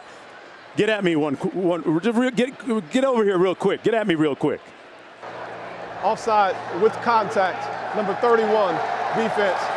5-yard penalty, 1st down. Tudo Salam, the referee. Yeah, you see this is it what it right looks there. like now, yeah. The ref told him before in the pregame, hey, last time I saw you, you were on your daddy's lap. He's like, well, let me go ahead and put you on my lap and give you a disciplining right now. Coach Kaz looking like a bodyguard out there. They set up another screen. This one well read by the defense. Darius Davis, the intended target. 2:41 to go in the first half. 2nd and 5 coming up. You know, you're seeing Venables in the defense, or should I say defensive coordinator Ted Roof, they're dialing up more pressures. So that's why you're seeing Max Duggan and offensive coordinator Garrett Riley try to work in some more screens. Get the ball out faster, not allow these negative plays to get you behind the chains. And they're at 2nd and 5 right now, so they're doing a good job of that, but they had to complete that screen there. They keep it on the ground and out to the 37-yard line. Broyles making the tackle on Bailey, sets up a 3rd down and about 2 to go for TCU. And you've seen this consistently from TCU. They've been in these manageable 3rd downs, which is why they've been staying on the field, scoring a lot of points. They're not having to deal with 3rd and 11 and 12s all the time, or 3rd and 7s even, like Oklahoma's offense has. 380 yards of offense. Their 4 of 7. Here's Johnston, nowhere to go. Cut it inside and move the chains. Boy, that speed and effort. And this does not look like a auspicious spot. It's a lot closer to the marker than thought maybe it should have been. Don't give Coach Dykes another reason to blow up here. Yeah, I was gonna say that had to be a 1st down, right? I don't think anybody knows what down it is right now. They moving the chains or they're not? There we go. 1st down. Now I got to show Quentin Johnston some love there, because you don't see very many 6'4", 215-pound guys who can stop on a dime like that and get back vertical. Like they said, he's not just a vertical threat down the field. He's also a weapon with the ball in his hands. That was a nice run to get the 1st there. Reason why he's a projected 1st-round pick. Wide open room service again. One more man, touchdown. Gunnar Henderson. 62 yards on that one.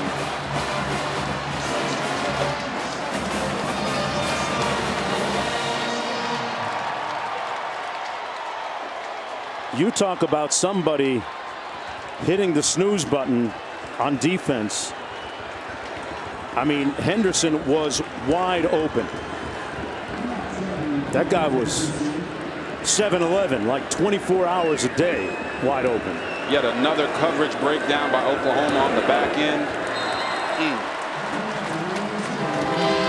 His first touchdown catch of the season, end of his career, a career long, and Coach Roof trying to figure it out. Can't wait to break that down for you when we get back. New customers. What he's going to do is keep his eyes inside here on number 3 through the backfield, and he just lets him go.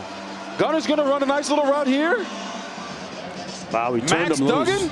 is going to find him wide open. I mean, the easiest guy to throw to is the guy who's wide open on the field. And then he just cuts back across, uses a blocker to get into the end zone. I don't know about you, Mark, but I'm dugging it. You dugging it? I'm dugging it big time. I'm dug. Out of the end zone.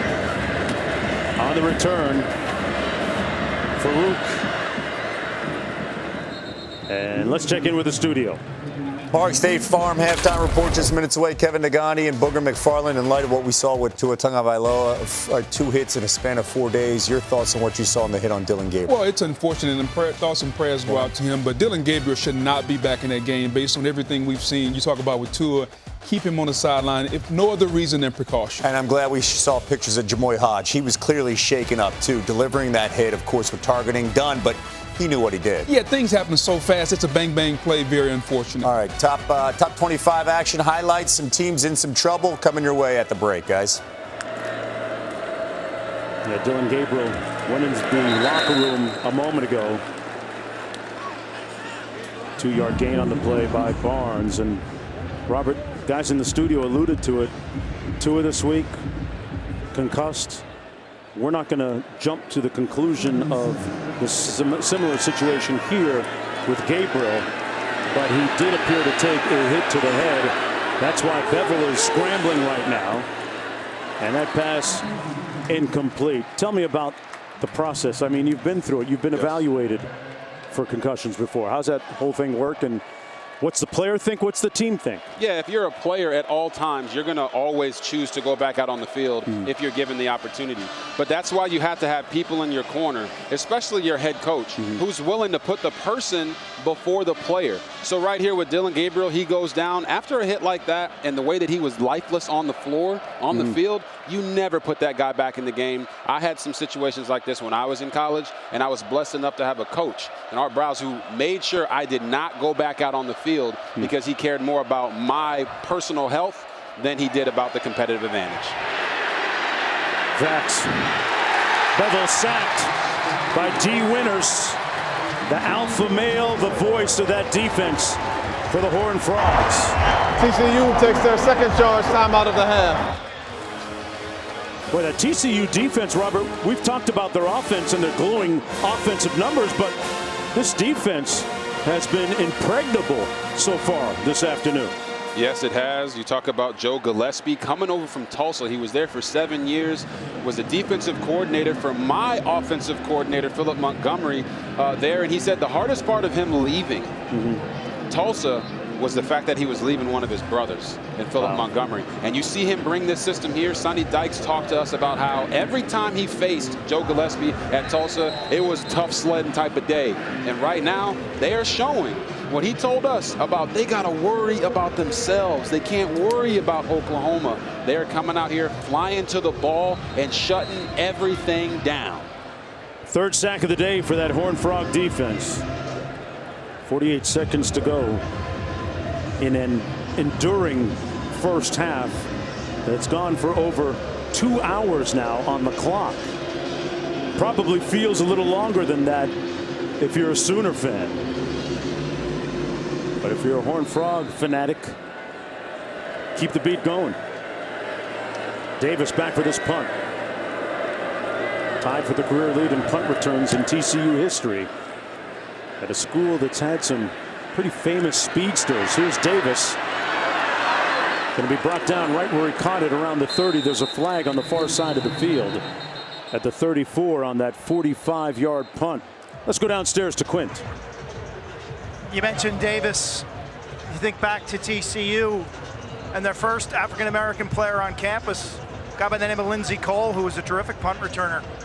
back in the late 60s.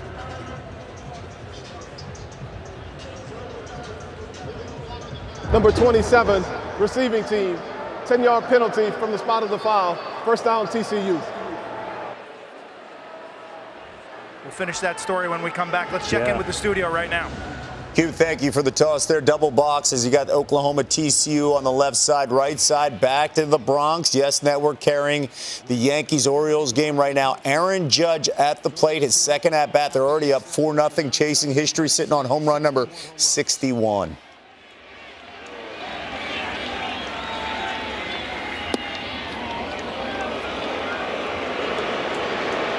One and 0. Judge was hit by a pitch in the first inning.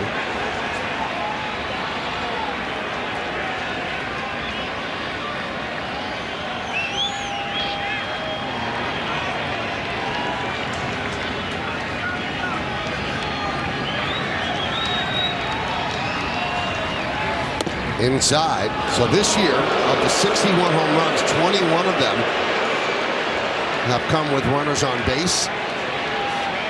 And Peraza's on first base with one out. He has 9 home runs this year against the Orioles.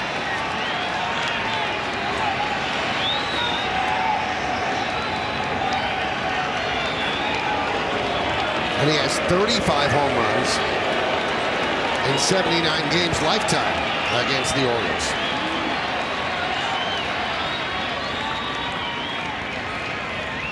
And the 2-0. Strike, 2-1. While Stanton is homered, Higashioka has homered, and they're waiting for this man to get to 62.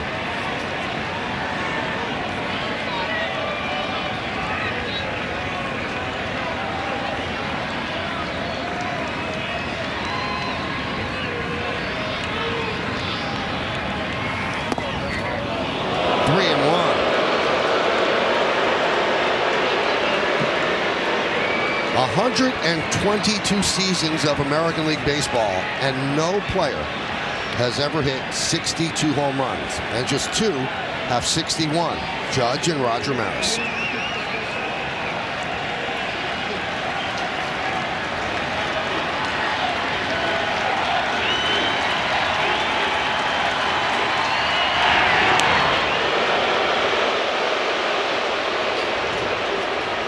Crowd doesn't want to be bothered with any pickoffs.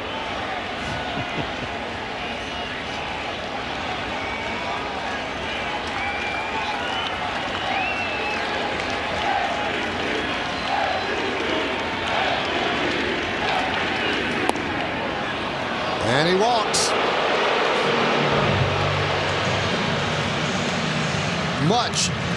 Not many options in the zone. He has to wait for a mistake. We will continue to keep you posted on Aaron Judge, sitting on 61 home runs. We'll have highlights coming up at the break. Who almost had that pick a moment ago. Slow to get up. But what a first half for TCU, trying to snap that 8-game losing streak.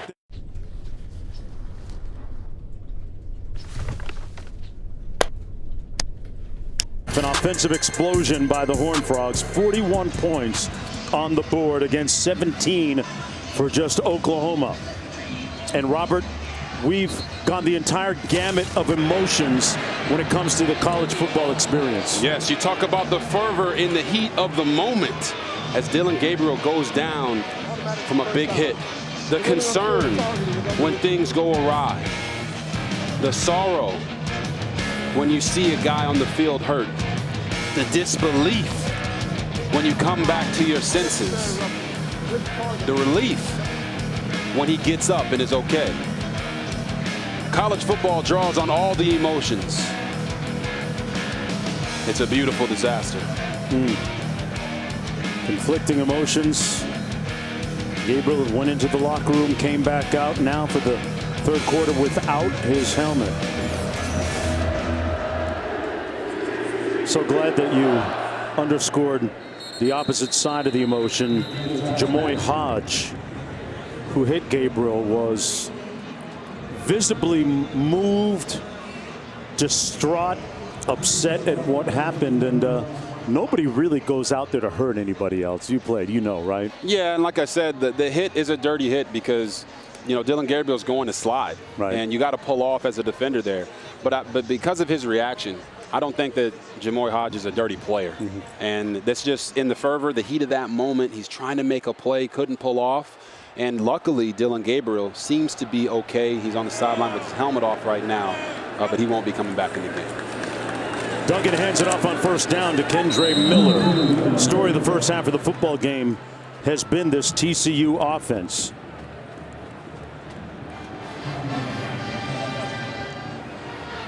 Miller did a bunch of the heavy lifting offensively in that first half, had 60 yards rushing. 2nd and 7. Mark, some teams would say 17 points by Oklahoma would be good in a first half, but not when the opposing team scores 41. They haven't been able to stop the Horned Frogs.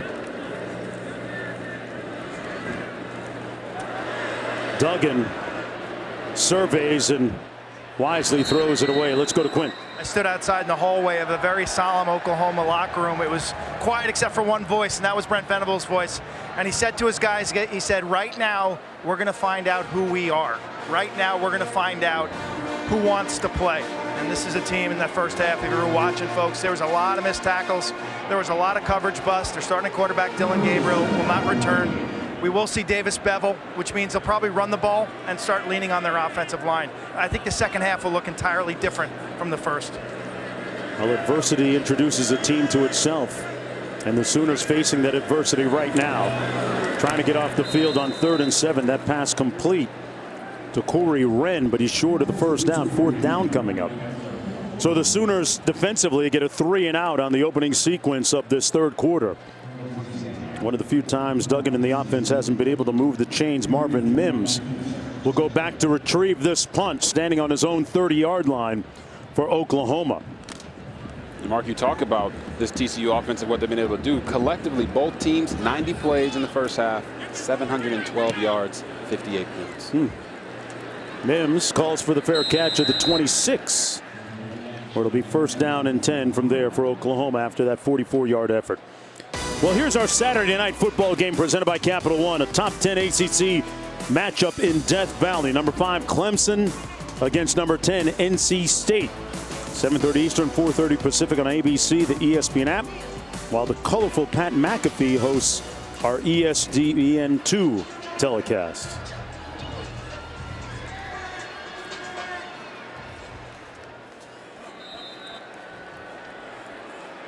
Eric Gray in the backfield on 1st down and 10. Bevel keeps it. Not noted as a runner, not really a remarkable runner. Dylan Horton runs him down to limit the gain to a few yards. Got about 5. Can they afford to stay with the run game here? Yes, they can. Honestly. You really mean that? I do mean that. I have experience in that. I'll talk to you about it after this play. Okay. Here's Bevel out of the backfield.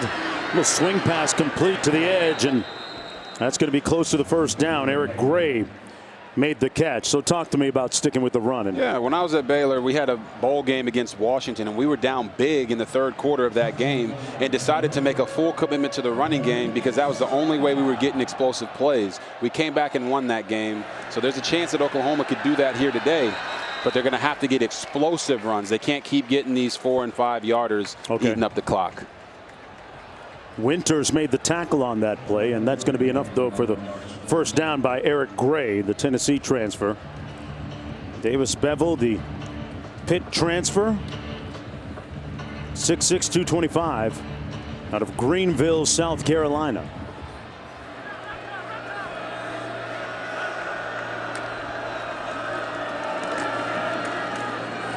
There's going to be a run by Barnes, and Barnes gets out to the 39, brought down by Bradford. And that's Gray that was shaken up on the last run, their starting tailback. 2nd and 7. This is Barnes, and Barnes gets 4. It'll be 3rd and about 2. Here's a look at some of the pertinent storylines from the first half. Gabriel leaving the game following the injury, and Duggan, 9 different receivers caught passes. Yeah, those are the ones right there, Dillon Gabriel. We want to make sure he's okay. And, of course, Max Duggan, this guy has been on fire all game long, spreading it around to everybody. TCU has to be sure that they don't take their foot off the gas here in the second half, because this game is far from over. Bevel going to run it. Couldn't get the blocker out in front of him, and the play implodes. They'll be short of the first down. Fox and Perry in on the tackle. And Bevel slow to get up. Oh, no. We've already lost Dillon Gabriel, and Bevel getting up slow. Looked like he was favoring one of his arms. Yeah, he tried to throw the stiff arm. They caught that bad boy and then drove him into the ground on his shoulders. And, I mean, if Davis Bevel goes out, I mean, we got General Booty on the sideline getting loose. You never want to get down to QB3. Wow, what a punt. And this will carry him into the end zone, come back out. 1st and 10 from the 25, a 58-yard effort. And there he is, out of Allen, Texas. They know their football in Allen. General Booty. Looks like he might be getting his booty out there on the field. If he's shaking his, they might be in trouble. Back after this. Restructured pork patty. Provided by Goodyear, road tested and game ready. Are you ready for the road? Goodyear, more driven. Great views from above this afternoon. A lustrous sky spattering down on this pristine field. Carter boys handling their business today. Horned Frogs up 41-17. Just underway here in the third quarter. Mark Jones chopping it up with Robert Griffin III. Quint Kesnick down on the field as TCU tries to end this 8-game losing streak against Oklahoma. 2nd down and 8.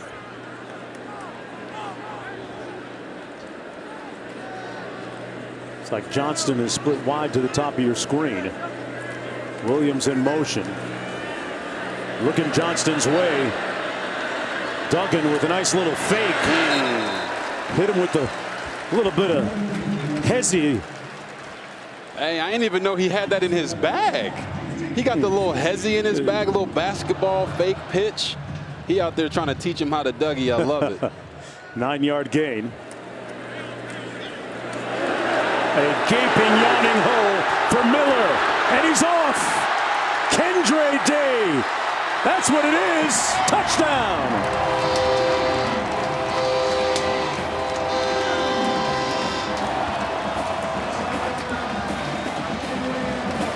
"69 yards for the touchdown."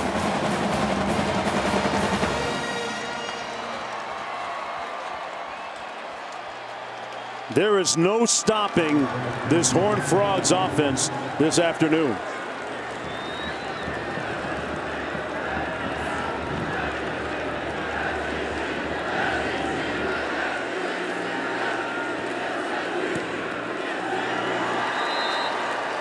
(48-17).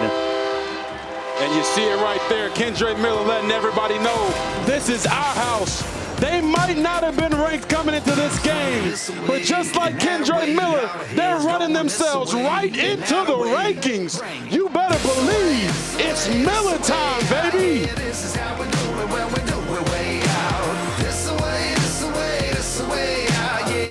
COVID-19. His 3rd at-bat of the day. Let's go to Michael Kay in the Yes Network. And he's walked.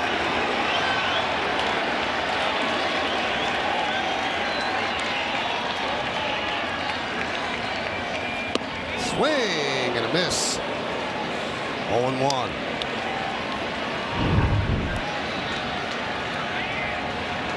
A good breaking ball, but looks like Aaron Judge was kind of in pull mode on the first pitch.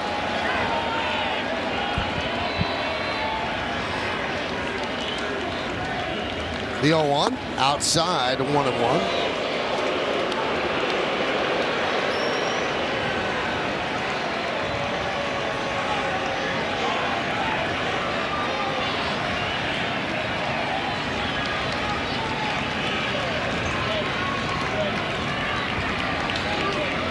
And the 1-1 pitch. Swing and a miss. 1-2. High slider.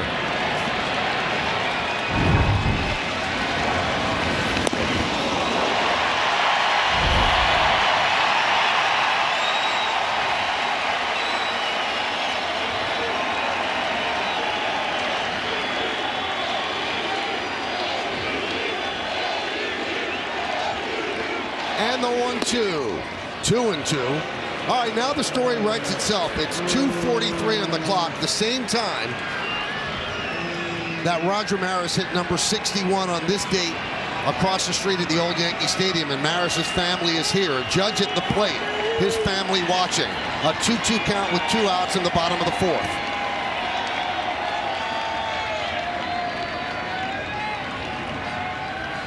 Outside, 3-2.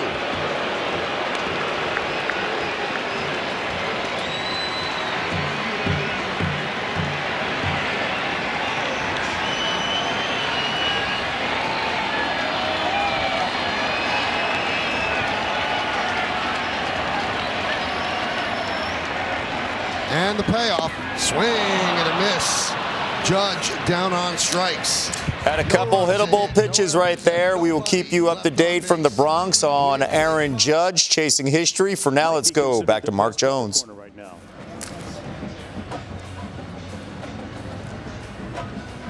Aaron Judge striking out. 2nd and 10. TCU up 48-17. Sooners with the football. They're going to run it in the boundary. Man, that is form tackling by Mark Perry, the Colorado transfer, on Barnes. Woo! We talked to defensive coordinator Joe Gillespie, and he said, my defensive guys are going to have to be versatile because the defense is versatile. And right there, Mark Perry playing in the box like a linebacker. He's going to come off the edge and get him in there. Love that stick. Out of that 3-3-5 alignment. Coach Gillespie telling us that his team has the ability to be a very fast defense. Bevel incomplete. There was a little dysfunction at the junction there. His receiver Mims kept running downfield, and a quick 3 and out. So in comes one of the busier guys this afternoon for Oklahoma, Michael Turk, their punter, and Darius Davis going to be perched at his own 20-yard line to retrieve this punt.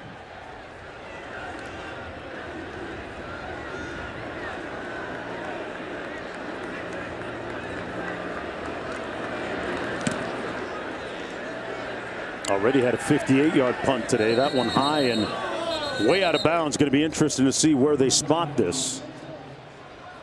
Official still moving up, and it's going to be at about the 30-yard line. 1st and 10 from there. But let me show you that run from the last series. You're going to see Alan Ali and the left guard build up to the linebacker, creating a hole for Kendre Miller. And then watch this man right here. Kendre Miller's going to make him do the cha-cha. Right there, he knew it just got real. And then after that, it was off to the races. And if you ain't catching Kendre Miller when he's got a lead on you like that, 3-3 just got 6. Kind of reminded me of track star here at TCU, Raymond Stewart. Oh. Ronnie Baker. Dropping names. Kim Collins. Oh, wow. Got a history of speed here in Fort Worth, on and off the football field. And pass complete to Davis. Boy, Alan Ali, the center, one of the real leaders of this offense. Transfer from SMU. Played tackle both sides of the offensive line. Robert now in the middle. Left guard, I mean. And then you got him there at center. Doing a great job snapping that football now for TCU coming across town. That play blown up. DeMercado is going to lose a yard. You know, Alan Ali, his namesake was known for being able to do a little bit of everything. Muhammad Ali, he had the jab, right? He had the power. Oh, he was named after Muhammad? He could hit you with the rope-a-dope. Okay. But at the end of the day, he's out there floating like a butterfly, stinging like a bee. And the more you can do as an offensive lineman at the next level, they cherish that. The fact that he's played at every single spot on the offensive line is going to make a lot of offensive coordinators in the NFL and executives want him on their team. Put some dollars in his pocket. 3rd and 13. Little receiver screen complete. A missed tackle. 2 missed tackles. Davis is going to be stopped up after about a gain of 2. So 4th down coming up for the Horned Frogs.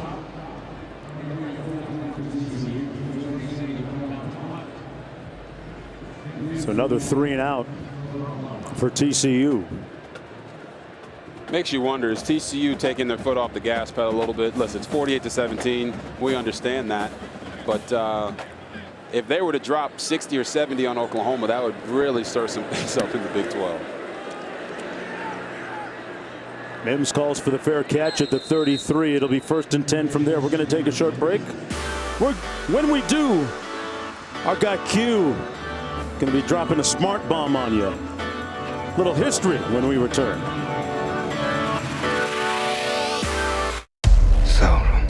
First black player at TCU. He enrolled back in 1968. He was a battering ram to the whitewashed wall of college athletics in the Southwest Conference.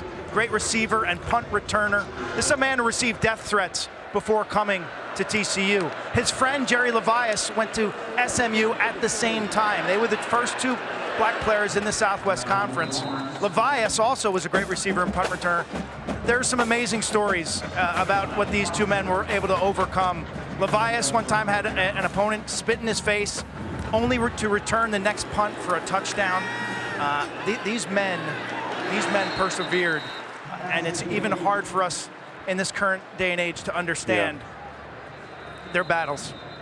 Great point, Quinn, to think about the courage and bravery that it took to withstand such said death threats that you mentioned because of the racism that they faced. Can't overstate how courageous they were. We're going to take a short break. We have Theo Weiss injured down in the field for the Sooners. Let's go to the studio.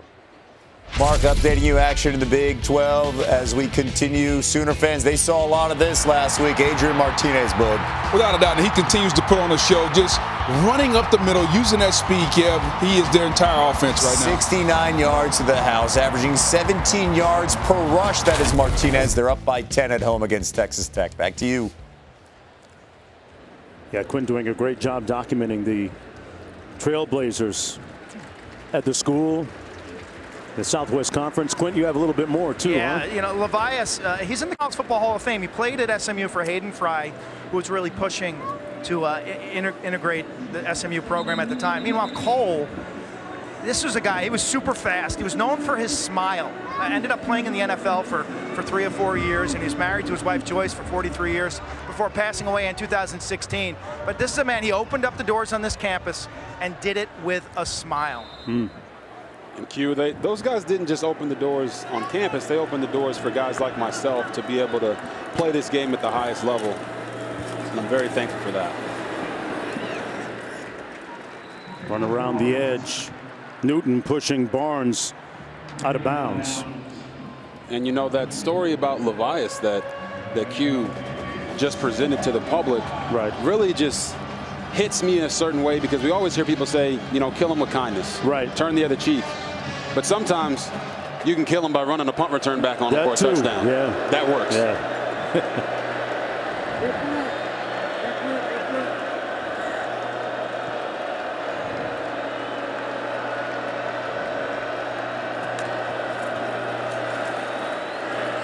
Bevel goes through his progression complete to Gibson.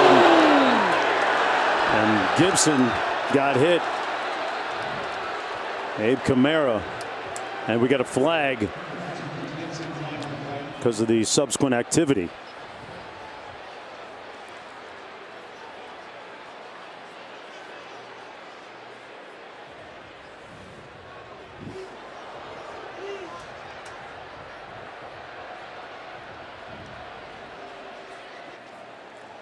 And there's the initial hit. Ooh, yeah, he hit him with the hit which was a good stick. one by Kamara. But after that, you can't stand over the guy and kind of knock him down with your pelvis there. I know you like celebrations. Yeah. That might be a little too much. Yeah. He tried the Muhammad Ali over Liston look, you know. After the play was over, unsportsmanlike conduct, number 14, TCU for taunting. 15-yard penalty will be added to the end of the play. It's first down. Yeah, we were talking about Alon Ali, the center for TCU. His teammate there, Kamara, tried to look like Muhammad Ali, standing over Liston, asking him, "What's my name?" after that hit. 5:20 to go in the third. Sooners with a trips left formation at the bottom of your screen. And now Mims on the jet sweep fake. Bevel kept it. Got about 2 on the play. Bevel does not appear to be much of a running threat. Is that a safe assumption? Is that the what you're quantifying from what you see on the field right now? Yeah. We had a Sooner lineman shaking up down on the field. That's Anton Harrison, an NFL talent, 6'5", 313 pounds, out of Washington, D.C. Attrition taking its toll on the Sooners this afternoon. Back after this. We're celebrating 50 years of Popeye's signature. He had his guy Jaden Gibson wide open. He probably could have just popped that one up and it would have been a touchdown. 3rd and 9 coming up as a result. Walker motions out of the backfield. Bevel nowhere to throw it to, nobody to throw it to. All his receivers covered. And good pressure by Dylan Horton. Sets up a 4th down and 9 now for Oklahoma. You know, offensive coordinator Jeff Lebby tried to give Bevel an easy completion there by running the misdirection screen, but TCU was all over it. Playing that 3 safety structure on the back end has really allowed them to play downhill football the entire game. And a lot of people didn't think that this would be able to work in the Big 12, especially stopping the run, and they've shown that they can do both. Gillespie spent 20 years at famed Stephenville High School as a coach there. Bevel steps up and is brought down at the 34-yard line, sacked by Dominic Williams. And TCU will take over on downs.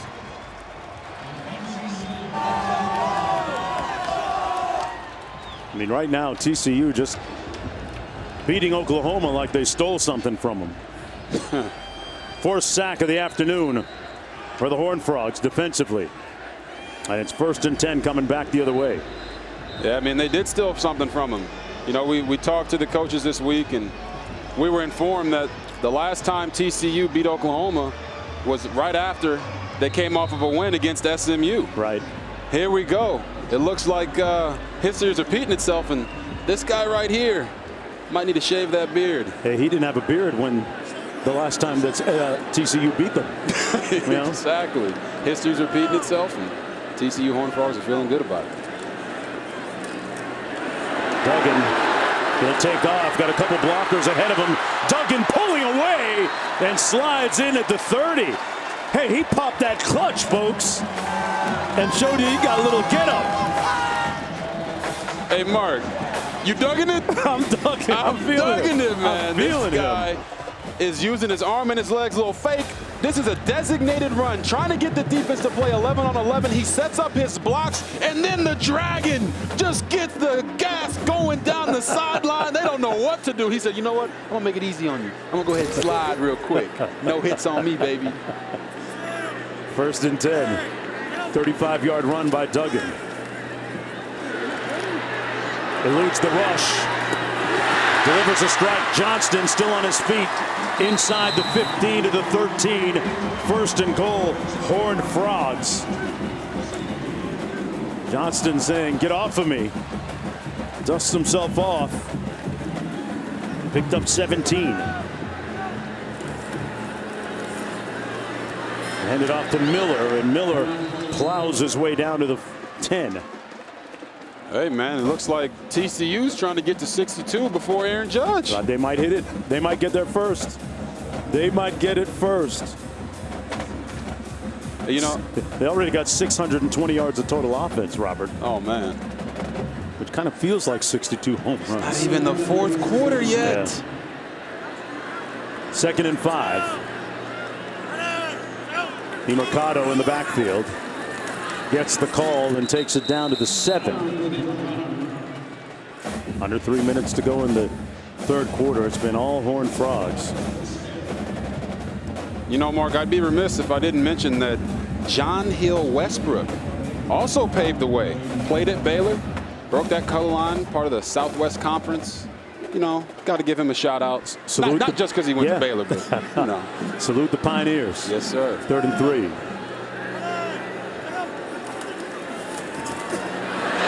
Big hole, big run down to the 2-yard line.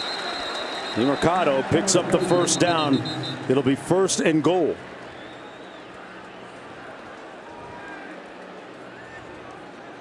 Harrington's helmet came off for Oklahoma. He had to come out of the ball game for a play. I mean, Mark, you tell me. This TCU team looks like a tough, physical outfit. I mean, these guys are owning the line of scrimmage. They're running at will, throwing the ball. The quarterback's throwing it, running it. Wide receivers are winning their one-on-one matchups. I don't know if there's been a more perfect game played so far this year. I mean, they are on fire. Let me just say this. TCU is running through Oklahoma like a stimulus check right now, okay? And there it is. Duggan, touchdown!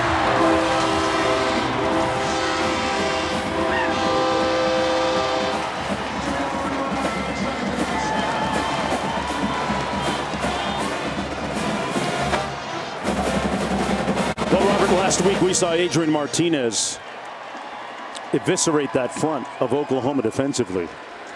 Duggan is doing it with his arm and his legs to the tune of over 50 points. That's his 2nd touchdown run today. And I don't think there's any looking back.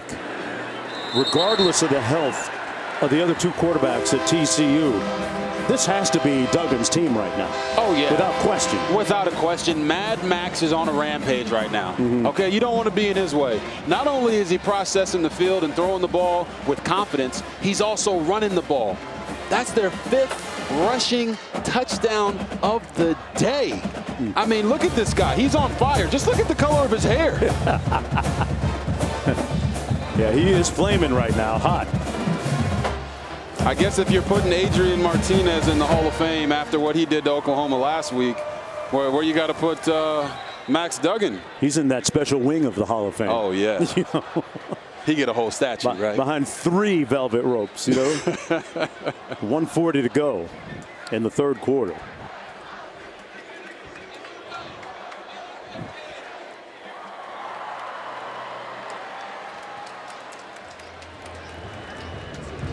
So barring a major turnaround, TCU on the verge of improving to 4-0, even though there's 1:40 to go in the third quarter. Coach Sonny Dykes said that when he first got the job, his priorities were hiring the right coaching staff, re-recruiting the current players, which is always good, and then getting out on the road and recruiting. That formula working right now to a T. On the return out to the 28-yard line, it's Jalil Farouk. And let's check in with the studio. Mark, week 5, early window. Let's take a look around over on ESPN. Fantastic game over in the Grove. Ole Miss up 22-19 against Kentucky.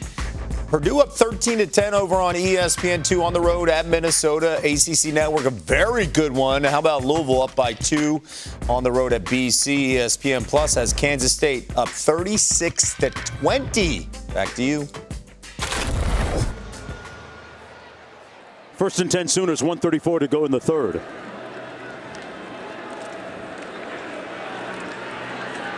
Going to keep it on the ground. This is Javonte Barnes. And we're talking about Max Duggan. He's 5th, 5 rushes for 116 yards and 2 touchdowns. And you see right here, the man is bleeding. I can only imagine him saying in his own head, nobody makes me bleed my own blood. He's out for vengeance. Now it's wrapped up, and he's ready to go back and get some more touchdowns. Nice run by Barnes out to the 38-yard line. And tough to imagine that anyone has even laid a hand on Duggan for him to bleed today. Yeah. He's been spectacular. He really has. And Duggan, you know, you look at the NFL nowadays, there aren't a lot of guys that only throw the ball. A lot of them are using their legs. This is his 4th 100-yard rushing game of his career, and he's making money today. Nice cutback by Barnes. About 2 yards shy of the first down. Hey, Big 12 Now on ESPN Plus is a must-have for Big 12 fans. The college basketball season starts November 7th with over 50 games plus over 200 women's basketball games, soccer, volleyball matches, gymnastics, wrestling, duels, baseball, softball, as well as Big 12 Conference Championship events. If you're a Big 12 fan, you got to have it. Sign up today at ESPNplus.com/Big 12 Now. Shout out to Jamie Dixon, the head basketball coach here at TCU. Always does a phenomenal job. Had a chance to chop it up with him a few times. One of the best in the biz, and a nice tackle there right near midfield. Pardon me, at the 45 by Bud Clark. I mentioned women's basketball around the corner too. Shout out to Sophia Jones rehabbing that knee out at San Jose State University. Yeah. Coming back better, right, Mark? All day. Yes, you know sir. it. We know. 3rd down and 2.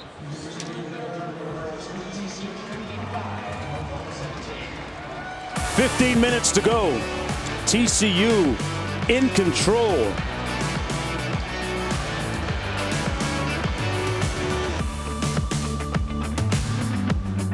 October in the DFW.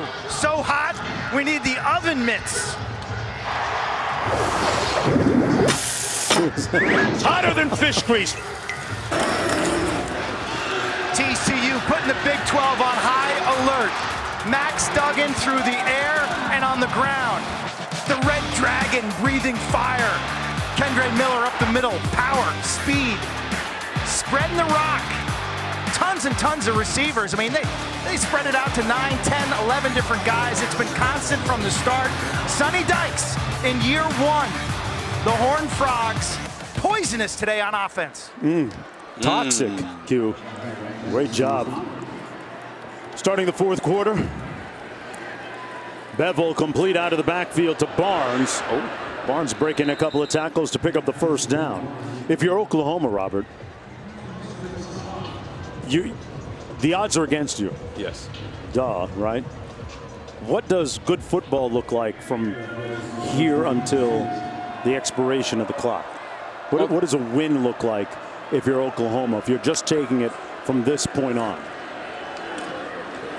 Yeah. Or is there? No, I mean, can you put lipstick on there's this? no more moral victories in football at all. But I think your point is exactly what Brent Venables was getting at halftime. We're going to find out who wants to play.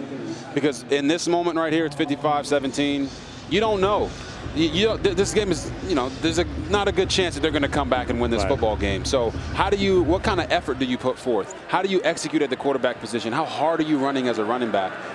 These guys are going to have to show their coach that they can live up to the standard, and they need to finish strong. Nice catch by Willis, the tight end, slipped out to make the catch. This week's college football rankings brought to you by Chick-fil-A. Look at some of the big ones, and of course the huge one tonight on ABC at 7:30. NC State number 10, Clemson number 5. What else jumps off the page at you there, Robert? I'll ask you to get to it after this run by Walker. What do you think of action in the top 10? Yeah, I mean, the games that are going on right now, you talk about this one right here between Michigan and Iowa. Michigan's up in that game. Kentucky's down right now to Ole Miss, 22-19. But this game right here, the Big 12 championship game rematch. Hey now. Oklahoma State and Baylor. Tune in for that one. It's going to be fireworks. We're going to see who can challenge TCU. How about that? In the Big 12. So you definitely think they're a player, even though we're one game in for them, right? Oh, they're definitely a player. I mean, they're not just winning this game. They are completely dominating, right? Boomer Sooner, that's their rally cry, and they're getting the boom right now. First down and 10 for Oklahoma from the 27. Here's the jet sweep. Limited gain. Second down coming up.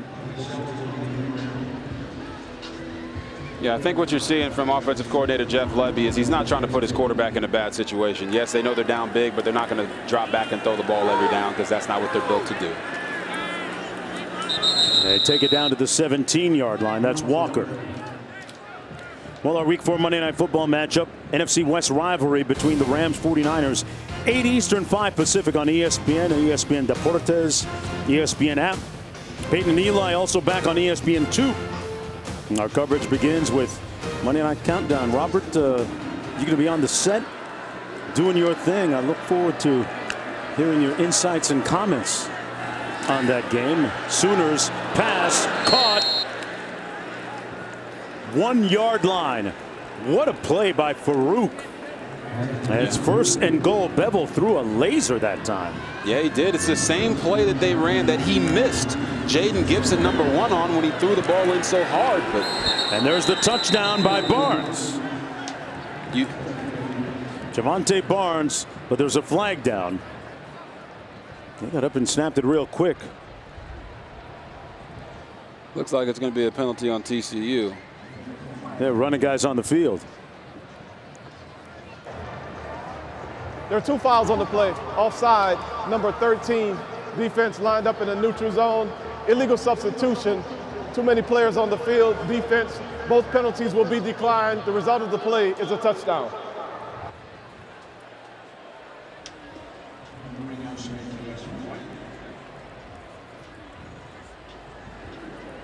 And here's the extra point to come.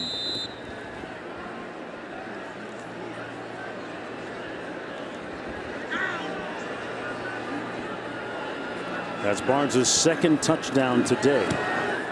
The extra point good to make it 24 now for the Sooners. Yeah, you're going to see 1, 2, 3, 4, 5, 6, 7, 8, 9, 10. Listen, man, they had way too many guys on the field. The clicker can't even count that high. Late for the bus right there.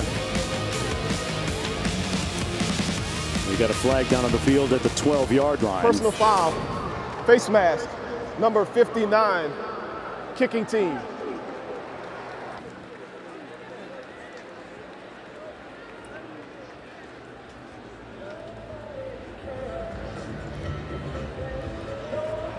So it's 55-24 now.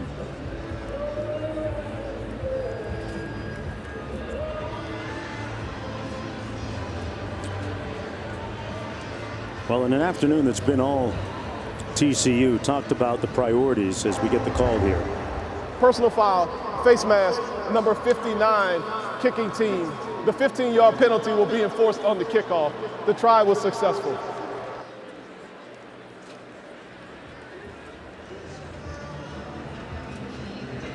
We're going to take a short break. When we come back, we'll chronicle the timeline of Coach Dykes and how he set this team up for success this year. Back after this. Celebrating the challenge of road games everywhere. Are you ready for the road? Goodyear, more driven. A lustrous sky spattering down on a benevolent field. And it's been all good for TCU, 55-24. Just on the way here in the 4th quarter, Mark Jones chopping it up with Robert Griffin III. Quinn Kesnick down in the field. Kim Belton, our producer. Anthony DeMarco, our director. Seth Jacobson, our spotter. Steve LeBeau, our stat man. All part of our talented production team that you never get a chance to see in front of the camera, folks. On a great afternoon for college football, the first Saturday in October. And some games of consequence tonight, of course, on ABC with Clemson taking on North Carolina State. From the 18, Davis. And Davis brought down at the 36, an 18-yard return. We're going to take a breather. Max Duggan going to be taking the field when we come back. Restructured Football on ABC is presented by Arby's. Arby's, we have the meats. Well, the Horned Frogs actually a horned lizard or toad that became the school's mascot in 1887. A committee chose the animal over cactus. The horned frog is known for shooting blood from its eyes as a defense mechanism, Robert. Duck! I am not, hey, I'm from Florida, okay? I see a lot of strange insects that can bite and poison and kill you. I'm not messing with a horned frog either. And neither is Oklahoma today. Yeah. Hey, facts. Sam Jackson in at quarterback. First down and 10 in relief of Max Duggan. Jackson hands it off to Bailey. And, you know, I mentioned from the state of Florida. I live in Miami, been a resident for 30 years plus now. Thoughts and prayers for restoration of the residents from South Florida, Southwest Florida, Naples, Fort Myers, Tampa, St. Pete's, Central Florida area, Northern Florida. Hurricane Ian ravaged and decimated the state through an environmental cataclysm over the last several days. Rebuilding that will take a prolonged amount of time.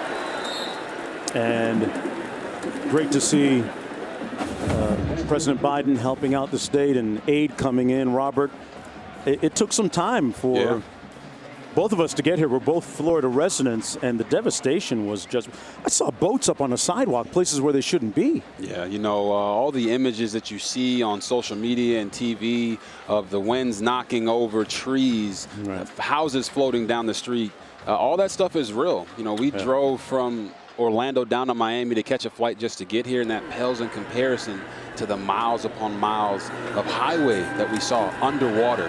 And when you talk about the people in Florida, you're talking about over 45 people that have been pronounced dead. Thousands of people have not been accounted for at this point. Our prayers go out to the people in Naples, Fort Myers Beach.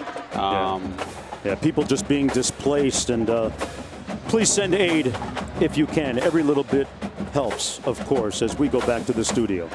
Mark, Robert, well said by you guys. 61 years ago, Roger Maris hit home run number 61 on this date. Aaron Judge sitting on home run number 61 so far. He's been hit by a pitch. He has walked and he has struck out, getting ready for his fourth at-bat against the Orioles.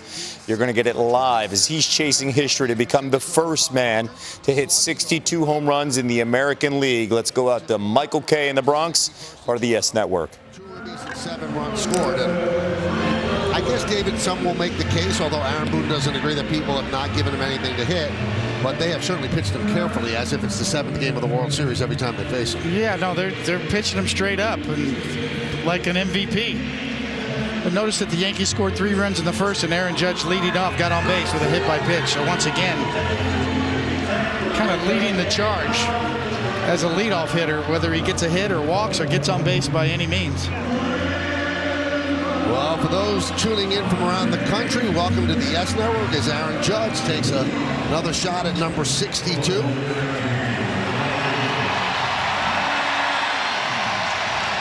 And all rise here at the stadium for Judge's at bat.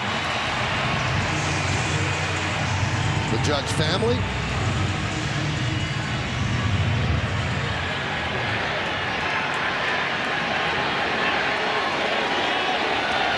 Spencer Watkins on the mound, and he deals. October 1st, we told you Maris hit his 61st. Also on October 1st, 90 years ago, Babe Ruth with his called shot in the World Series.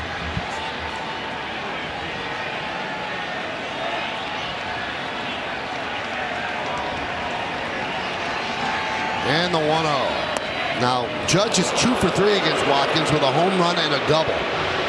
Count 2-0.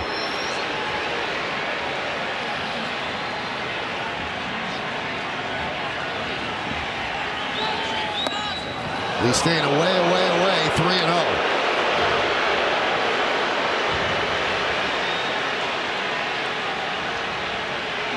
Well, he obviously has the green light.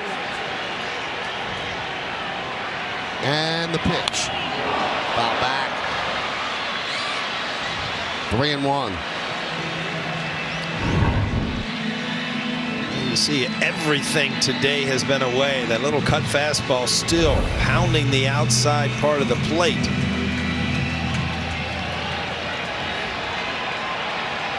Watkins sets. Deals the 3-1.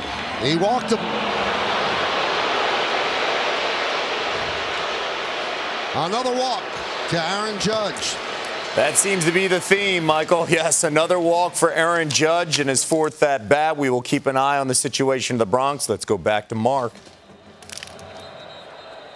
All right, I think Robert Griffin III was TCU correct, guys, takes their first charge time out of the in half. saying that TCU was going to get to 62 before Judge. It'll only take a touchdown from here with 7:54 to go. Appreciate that shout out, Mark. Hey, you already know. Back after this. So we're going to stay right here with 7:54 to go. Talked about the devastation a moment ago all throughout the state of Florida because of Hurricane Ian, a historic event. Help people affected by Hurricane Ian. Donate at redcross.org/ESPN. That's redcross.org/ESPN to help the Red Cross prepare for, respond to, and help people recover from this disaster. You think about pro and college sports and how they can be a vehicle or a mechanism or distraction. How sports positively can distract us from hardship, how they can be entertainment. Did you see that jump ball? And when I go to Baltimore Ravens, I live in Maryland, so when I go to a Raven game, it's like one time a year. I know the unification of the city, and sports unifies cities and regions. It brings people together, and I think after what has hit South Florida and the Carolinas this week, sports are a real positive. Yeah, it can be a real panacea for people's problems and issues. 7:46 to go.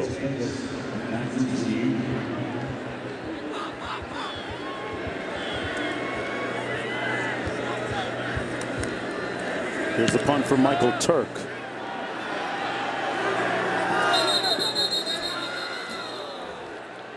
And they're going to spot this one way up by the 40-yard line, 41-yard line. Not a great punt by Turk. When we come back, Q will have a lot more on the star wideout, Quentin Johnston of TCU. Back after this.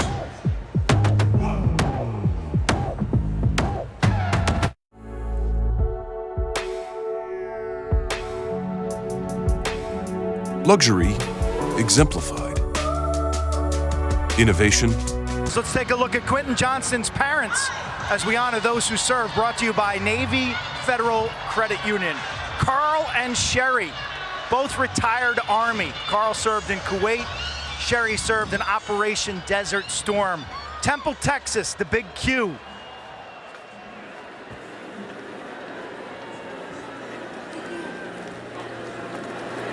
On 1st and 10. Bailey on the run. Picked up 9, Q.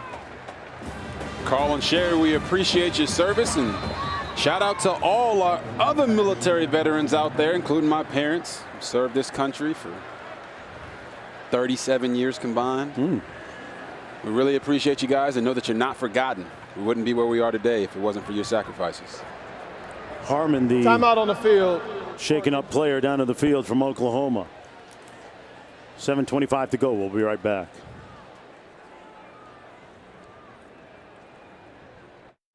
Welcome back. 55-24 the score.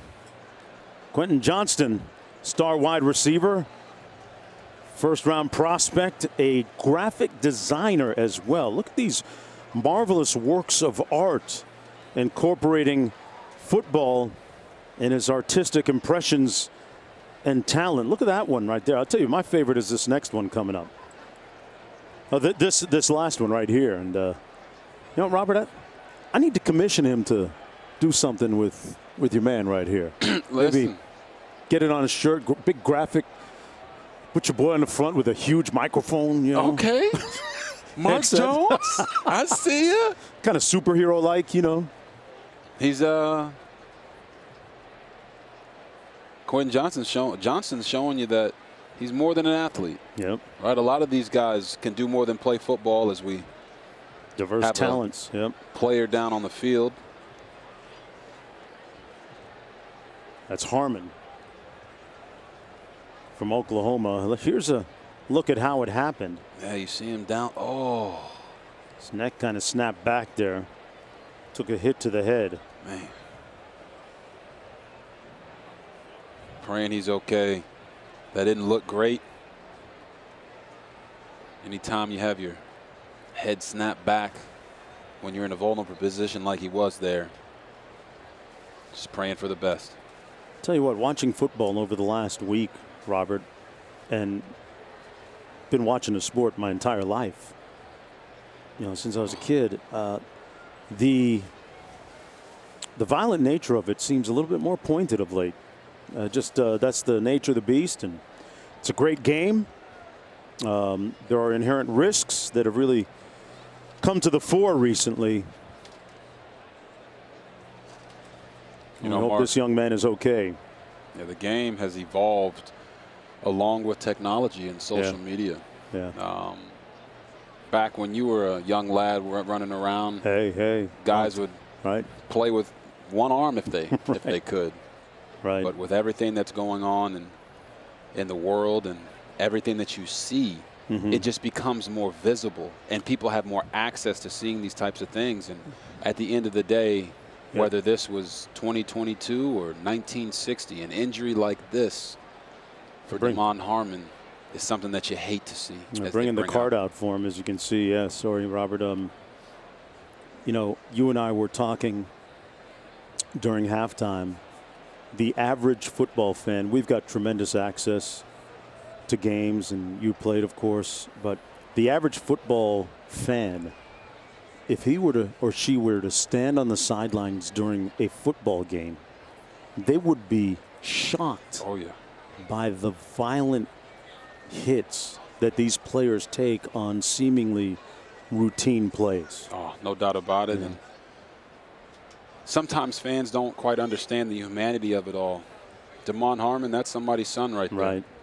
He's got family and loved ones that are watching him right now. You see his teammates there taking a knee on the field because they understand the seriousness of this moment and the severity of it possibly. These players are people too. Yep. We got to make sure that we don't forget that and continue to put the person before the player.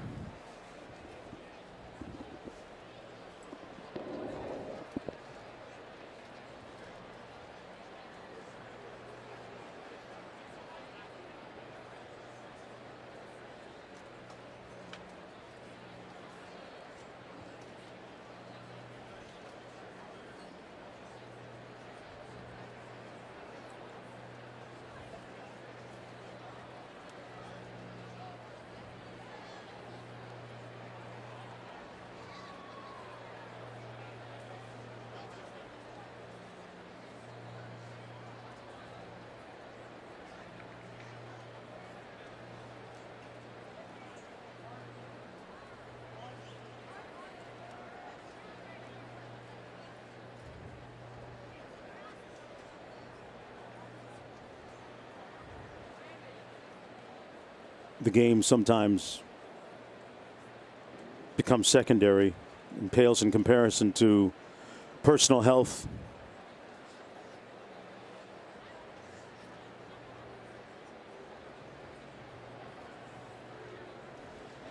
You can see the concern etched on the countenance and faces of all the players and coaches from both teams. Yeah, our colleague down on the field, Quint Kesenick, put it so eloquently earlier when he was talking about Hurricane Ian and how sports can be a uniting factor. If you look on the field right now, you'll see everybody in the stadium is jointly in unison in support for Damon Harmon. It doesn't matter what color you're wearing, how long your hair is. In this moment, everybody is a Damon Harmon fan.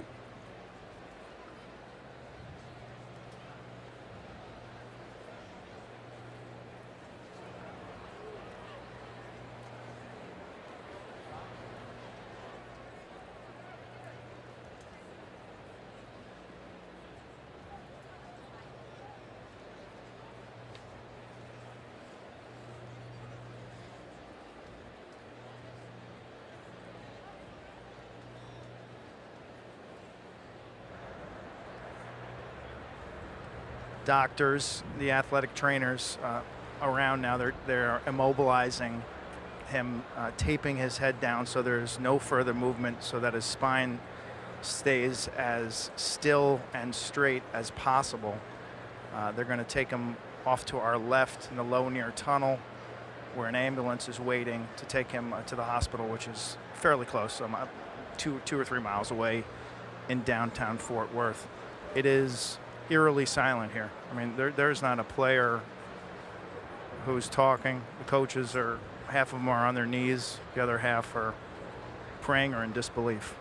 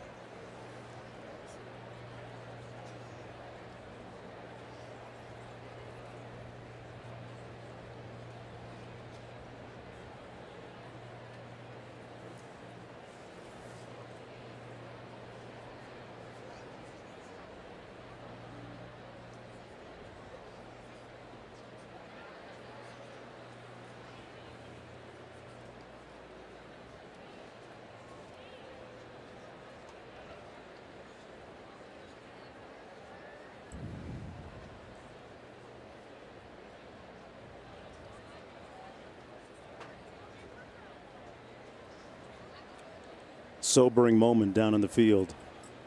If you're just joining us, Damon Harmon, defensive back for the Oklahoma Sooners, injured on a play a few moments ago. Players from both teams kneeling in prayer.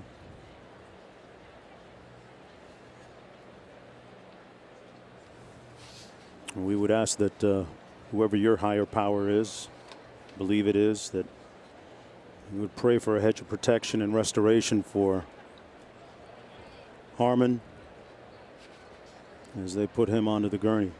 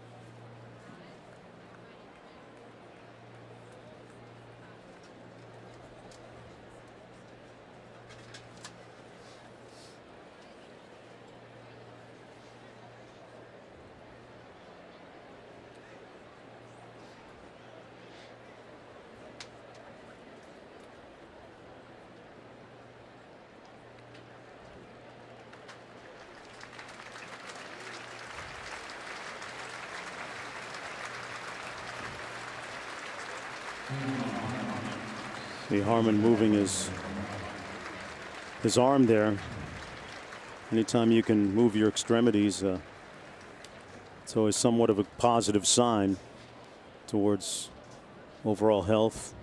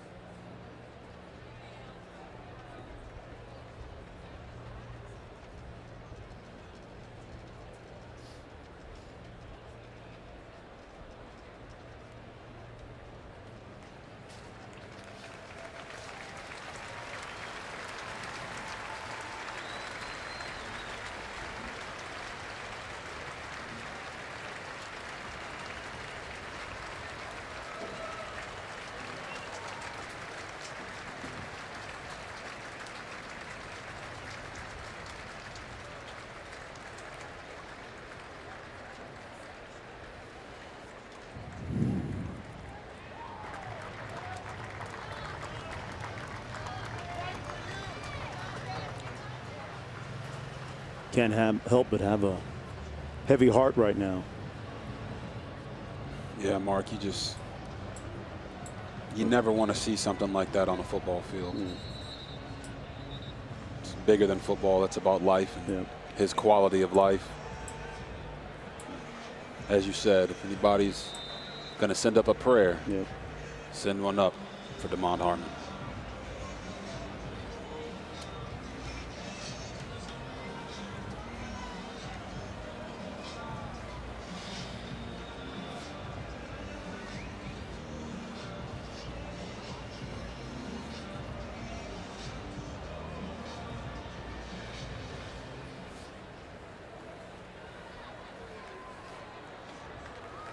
The time and score feeling extremely irrelevant right now. But we continue with 2nd and 1. Battle on the carry.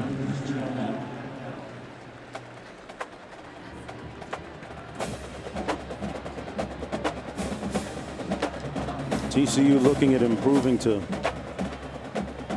4-0 on the season with a win here.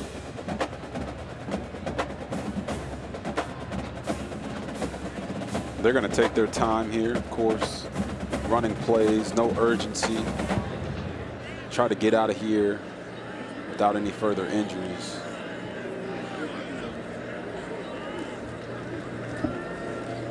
Jackson in at quarterback, hands it off. And that's Trent Battle.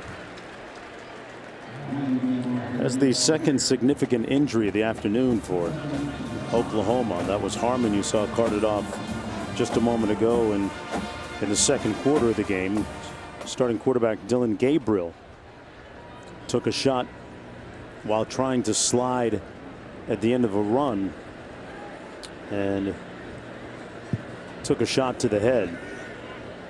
Mark, those two plays exemplify why we're trying to get the head out of the game with these head and neck injuries. Yeah, Battle on another run, and man, Robert, sometimes that's easier said than done. It is. You know, because of the nature of the sport. It's a great game, and it's just you charge it to the game sometimes, but man, that's hard.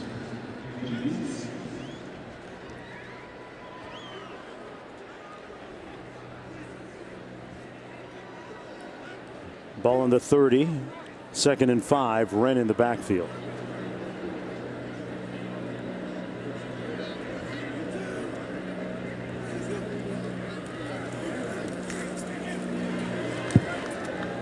And Wren will be stopped up short of the first down. We'll be back in 8 seconds. Now a look from Ram Trucks. Ram Trucks, built to serve.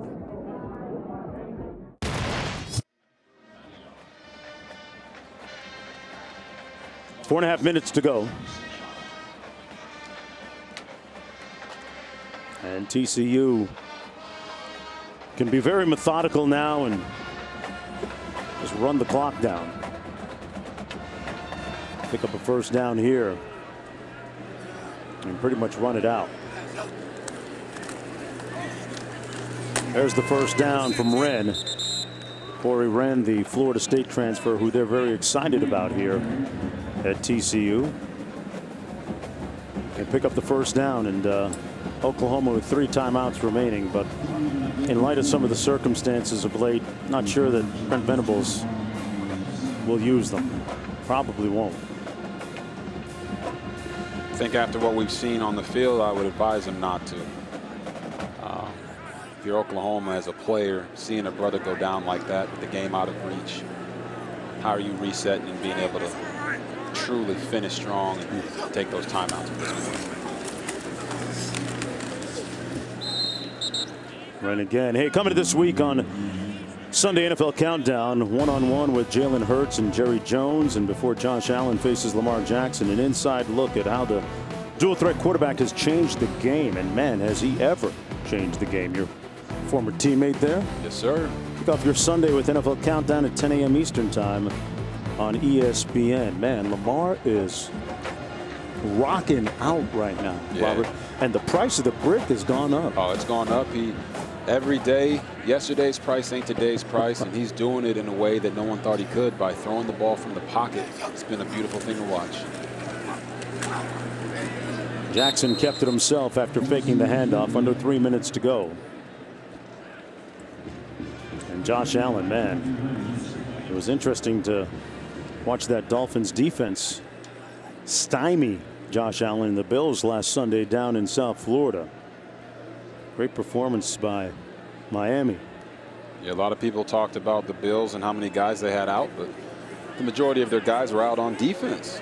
And it was the Bills defense that actually held that vaunted Dolphins offense to only 19 points.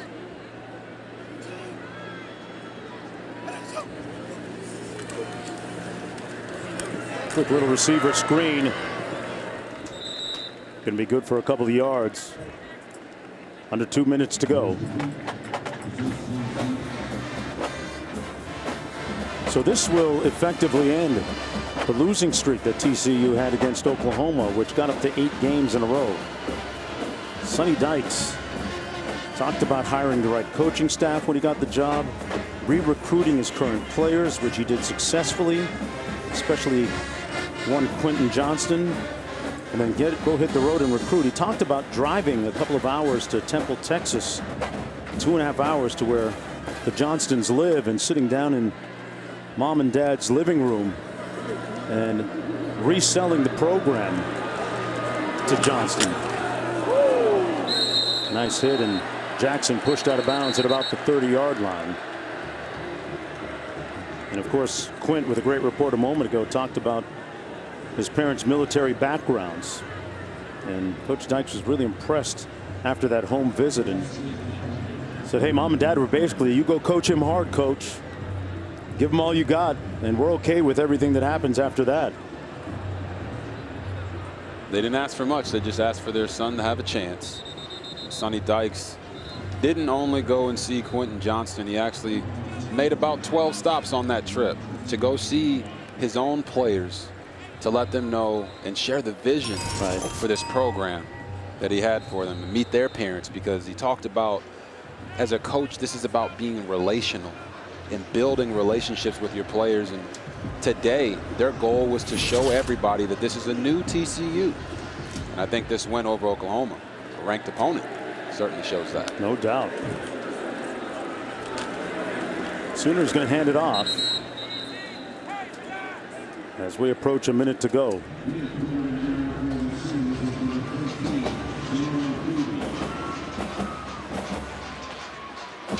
Got General Booty in the ball game. Yeah. Handed off on his first play. Duggan, meanwhile, is going to end up 22 of 33 today, 302 yards, 3 touchdowns, ran for a couple of touchdowns.